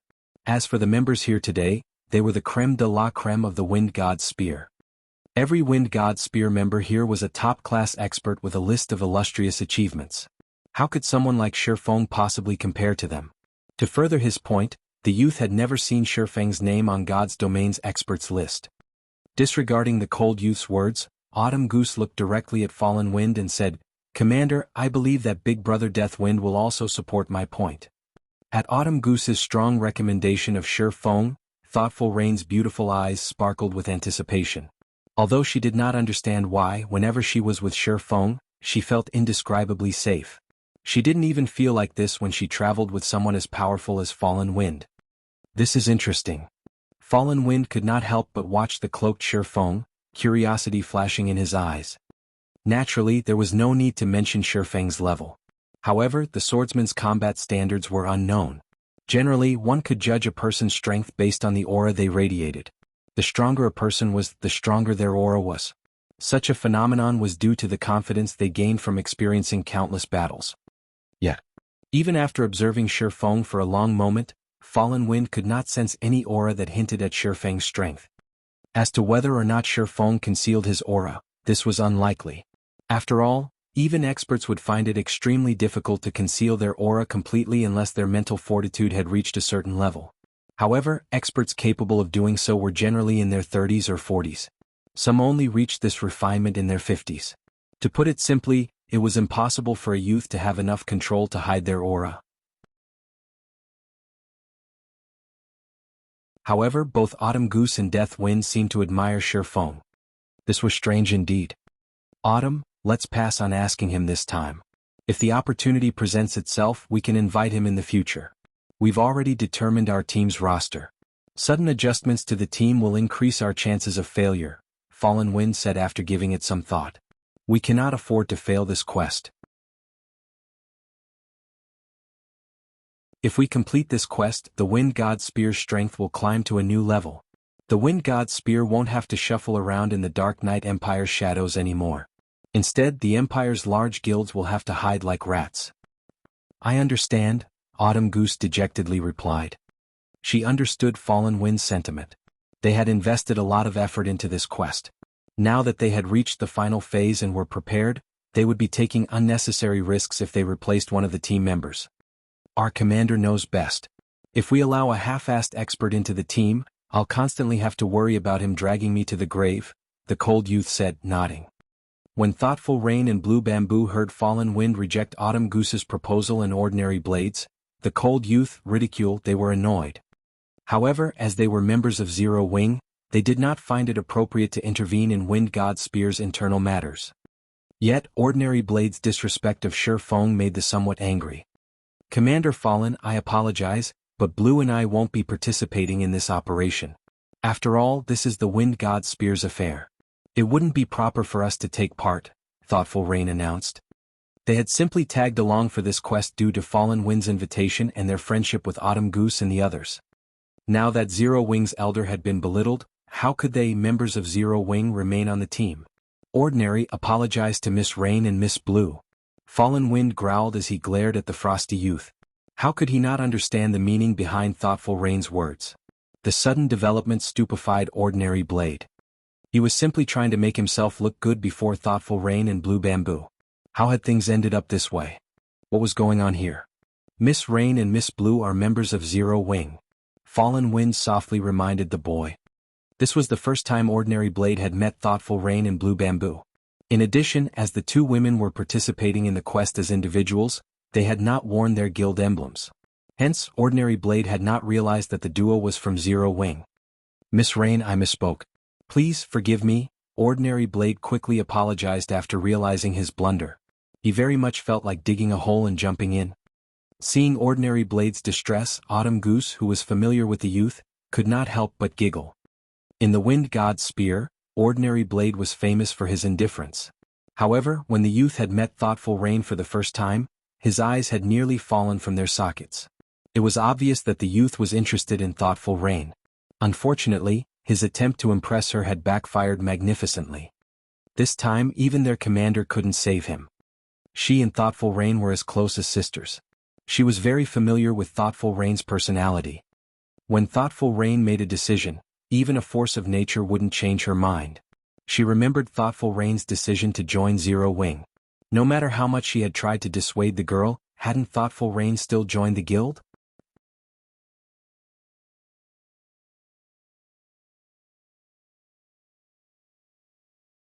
Chapter 992, Legendary Difficulty.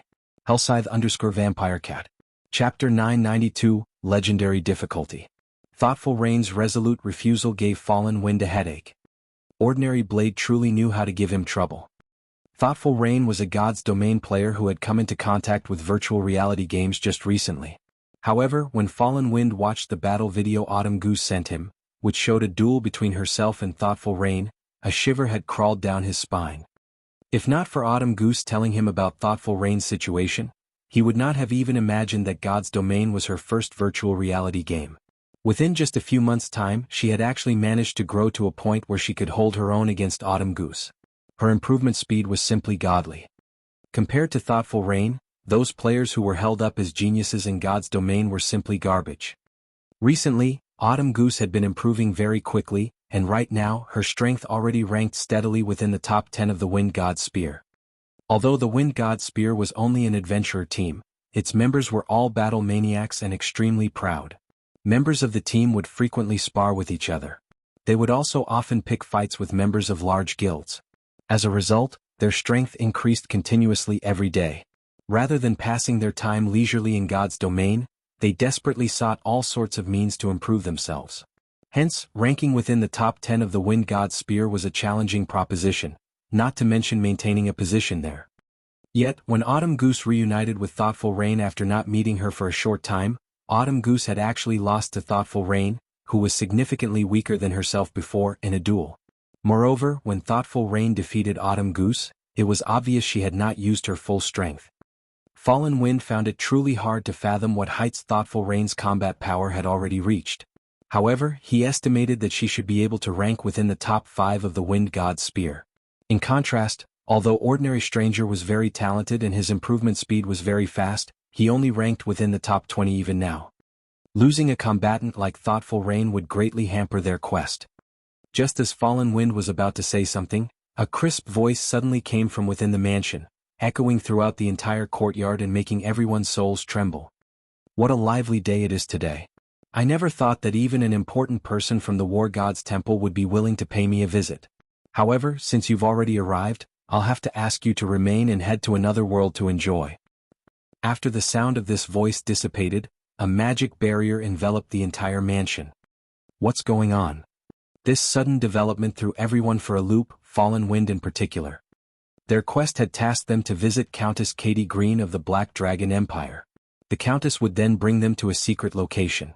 However, based on the words she had just spoken, it was clear that she was trying to make them suffer.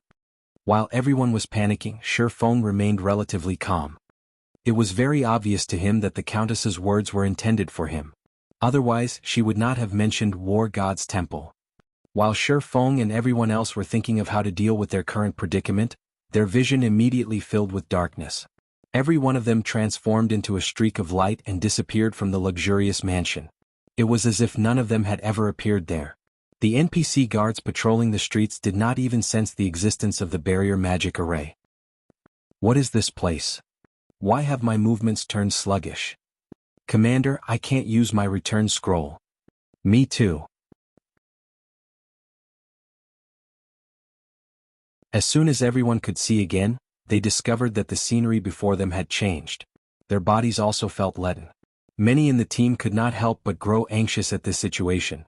Meanwhile, this sealed space had only a set of open pitch-black stone doors, a few hundred meters in height, standing right before them. Beyond these doors was a wide and spacious passage, the walls of which boasted countless carvings of gods and demons, the images depicting the ancient war between gods and demons. This passage led directly to a towering temple in the distance. Upon seeing the massive stone doors, a name immediately appeared in Feng's mind. The Trial of God. To players, the Trial of God was an opportunity. It was extremely difficult to encounter one. Previously, Blackie and the others had only managed to enter one due to luck. However, great rewards also came with great risks. Maybe it was also due to their luck, but Blackie and the others had encountered only a four-colored trial. It was also precisely because it was only a four-colored trial that they had managed to deal with the challenges and safely clear the Trial of God. However, the Trial of God before him right now was no four-colored trial.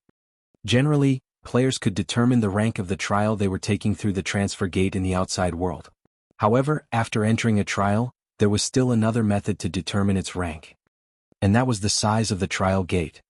Trial gates that were around 10 meters tall signified that one was undertaking a one-colored trial, after which came 20 meters, 30 meters, 50 meters, 100 meters, 300 meters, and 999 meters. Meanwhile, the trial gate before them was clearly over 100 meters in height, perhaps around 300 meters in all. In other words, this was a six-colored trial, and its difficulty could rival legendary quests. Shortly after Feng realized that this place was the Trial of God, Fallen Wind and several other experts came to the same conclusion. Immediately their expressions turned very gloomy. Why is it a six-colored Trial of God? As calm as he was, even Fallen Wind's mouth twitched involuntarily when he noticed this fact. The Trial of God was no secret in God's domain. With so many players playing the game, there were bound to be quite a few players who had encountered it. As more and more players discussed the trial on the official forums, details about the Trial of God became public. After the others heard Fallen Wind mentioning the Trial of God, they promptly looked it up on the official forums. However, once everyone understood what exactly a six-colored trial was, their hearts grew very heavy. "Commander, what should we do now?" many members of the Wind God's Spear asked worriedly. There were only two methods to leave a Trial of God. One was to clear the trial, while the other was to give up on it. There was no third possibility. Those who died inside the trial would be resurrected and forced to continue. Those who completed the trial would be showered in glory, their strength increasing significantly. However, those who chose to give up would have to pay a heavy price. Moreover, the higher the rank of the trial, the greater the price exacted. If one forfeited a six-colored trial, the consequences were unimaginable. There was a great chance that their account would be crippled permanently. Hence, most players who encountered a Trial of God would first determine the trial's difficulty before deciding whether or not they should challenge or distance themselves from it. In their case, however, they had been forcibly transported to this place. They did not even have a say in the matter. To the Wind God's Spear, if the trial had the difficulty of only an epic quest, they would still be confident of clearing it. However, for a trial whose difficulty approached that of a legendary quest, they had no confidence whatsoever that they would succeed. After taking a deep breath, Fallen Wind said, "Calm down. Since we've already entered the trial of God, what we need to do now is think of a solution to clear it. We don't have any other choice." As soon as Fallen Wind finished speaking, numerous silver-armored knights with glowing red eyes started emerging from the walls of the passage. In the blink of an eye, the entire passage was packed full of knights, every one of them charging toward Feng's ground. Undead Fanatic, Dark Creature, Elite, Level 50 HP 200, 000/200, 000. This scene caused everyone's scalps to go numb. "Form a defensive formation," Feng shouted hurriedly. At this time, everyone finally reacted. Currently, everyone no longer considered whether they could succeed or not. Instead, they wondered how long they could survive. When the tide of undead fanatics reached the team, the MTs at the front felt greatly pressured. Despite these undead fanatics being elite rank only, they possessed great strength. Not only was every one of their attacks capable of pushing the MTs back, but it also caused nearly -1000 damage even when blocked. With multiple undead fanatics attacking at the same time, the MTs lost HP by the thousands. The healers standing at the rear simply couldn't keep up. Although everyone from the Wind God's Spear was doing their best to retaliate, their attacks inflicting several thousand damage to the undead fanatics, there were simply too many monsters. No matter how much they attacked, their efforts did not seem to be making a difference. When the team was close to succumbing, a streak of light suddenly cut across the monsters. A large number of undead fanatics in a cone-shaped area died instantly. Everyone was stupefied by this scene. At this time, everyone could not help but shift their gaze towards the cloaked Feng, the origin of this phenomenon.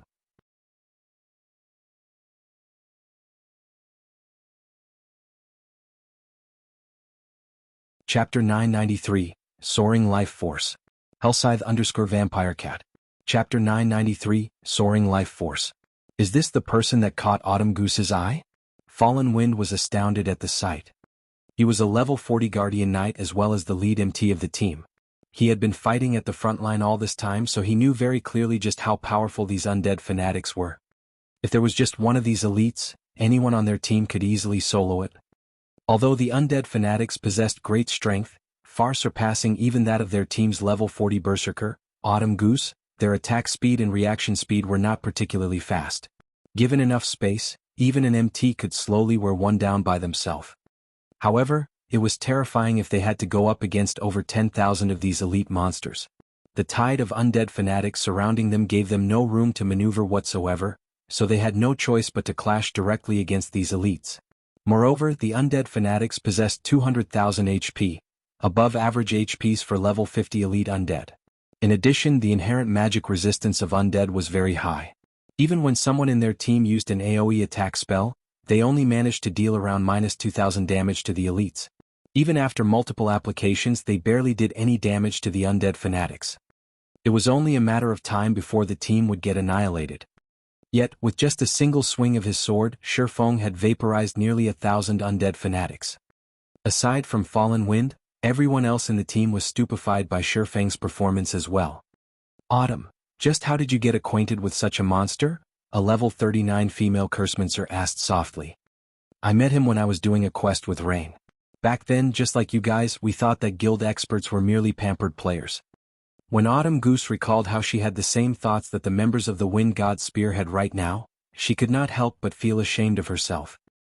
Hearing the conversation between the Cursemancer and Autumn Goose, thoughtful Rain and Blue Bamboo felt a surge of pride overwhelm their earlier anger. "I've said it before, right? Big Brother Yi Feng is very powerful. Some time ago, Big Brother Yi Feng managed to kill a level 50 Field Great Lord with just me and Rain in the party. It is naturally not a problem for him to deal with these level 50 elite monsters right now," Blue Bamboo said proudly, puffing out her chest. Although they had relied mainly on Feng's 2 personal guards to defeat the level 50 Great Lord, Blue Bamboo considered the personal guards part of Feng's strength. After all, she had never seen anyone else with the ability to recruit such powerful personal guards. "What? He managed to solo a level 50 Field Great Lord with just you 2 magical classes? That's impossible, right? Previously, even after our Wind God's Spear had gathered a team of 100 players, we managed to defeat a level 40 Field Great Lord only after utilizing many rare tools." Everyone from the Wind God's Spear was shocked by Blue Bamboo's revelation. The feat of killing a level 50 Great Lord was much more amazing than directly wiping out hundreds of undead fanatics. After entering God's domain, they had fought against plenty of monsters. Hence, they knew full well just how frightening a level 50 field Great Lord could be. Current players simply had no chance of contending against such a boss. Level 50 was a major milestone. Players could begin challenging their Tier 2 class change at this level and greatly improve their attributes. Their skills could reach Tier 2 as well. Overall, upon reaching level 50, players could receive a tremendous boost to their combat power. Hence, the system had made it so that level 50 monsters were stronger than level 49 monsters by a large margin. This gap was also the reason why even a berserker expert like Autumn Goose was no match for the level 50 undead fanatics in terms of strength. Immediately, everyone looked at Feng with astonishment. Meanwhile, when Ordinary Blade, who previously still felt contempt toward Feng, noticed thoughtful Rain constantly looking at Feng, jealousy sprouted in his heart. "Just you wait. I will definitely surpass you one day," Ordinary Blade swore to himself. He had only been in contact with God's domain for a short time. His strength was still rising rapidly. Besides, he had recently managed to apprentice himself to a martial arts master in the real world. Said master had even acknowledged him as a martial arts genius. With the virtual environment of God's domain practically the same as the real world, he refused to believe he would fail to surpass Feng in the future. "We can't always stay on the defense. I'll open a path for us. Melee classes, protect the magical classes from the sides and follow me," Feng said hurriedly when he noticed that undead fanatics were still pouring out from the walls of the distant passage. "Magical classes don't bother attacking. Try to use movement speed reduction and imprisonment skills as much as possible." After Feng was done speaking, he cast Firestorm ahead of him. A towering inferno promptly devoured everything. Although the undead fanatics possessed high magic resistance, Feng's killing ray doubled his damage towards dark creatures. As a result, by the time Firestorm's duration ended, none of the undead fanatics caught within the range of the flames remained alive. Unfortunately, as this place was the trial of God, regardless of how many monsters players killed here, they would not receive any EXP. Similarly, the monsters here also did not drop any loot. The only thing players could gain from fighting against the monsters here was skill proficiency. Generally, players would receive rewards only after they cleared a stage. Feng, however, got an additional benefit from killing these undead fanatics. Previously, when he used Lightning Blade to kill the undead fanatics, he discovered that Icarus's heart had absorbed plenty of life force. After he had used the Holy Grail to evolve Icarus's heart, the necklace no longer required him to kill bosses to upgrade it. Instead, he only needed to kill players and absorb their life force. The only downside was the amount of life force required. Currently, he needed 5,000 units of life force to upgrade the necklace to epic rank. Although Feng had killed plenty of players after evolving Icarus's heart, he had also used the necklace's skill numerous times, particularly when he was opening treasure chests and killing bosses. Each use cost him 100 units of life force. He had practically used up all of what he had collected. Hence, he had never been able to upgrade Icarus's heart to epic rank during this time. However, for every 2 or 3 undead fanatics he killed, Icarus's heart's accumulated life force actually increased by 1. After just 2 attacks, Feng had gained over 800 units of life force. The rate at which he was gathering life force right now was much faster than when he was killing players. Following which, Feng activated both Defensive Blade and Thunder God's Descent. He then started brandishing his swords, executing Sword's Orbit as he slaughtered his way forward. The undead fanatics might have had an advantage in strength over Feng's team members, but the same could not be said for Feng himself. When comparing strength attributes, Feng, who possessed a fragmented legendary item and multiple epic weapons and equipment, only needed a single attack to send the undead fanatics flying. In terms of speed, he was many times faster than the elite monsters. Before the monsters could even touch him, his swords would have already struck their weak points, repelling them. Feng was like a meat grinder when he went up against the endless undead fanatics. His swords madly devoured the elite monsters charging at him. With no exception, all undead fanatics within 15 yards of Feng would have their HPs reduced at a speed visible to the naked eye. In the blink of an eye, numerous undead fanatics had their 200,000 HPs depleted completely. Following which, Icarus's heart's accumulated life force rapidly increased. In just a few moments, the counter had crossed the 1,000-unit threshold. Autumn, is he really a player? The members of the Wind God's Spear following behind Feng gulped involuntarily. They could not bring themselves to believe what they were seeing.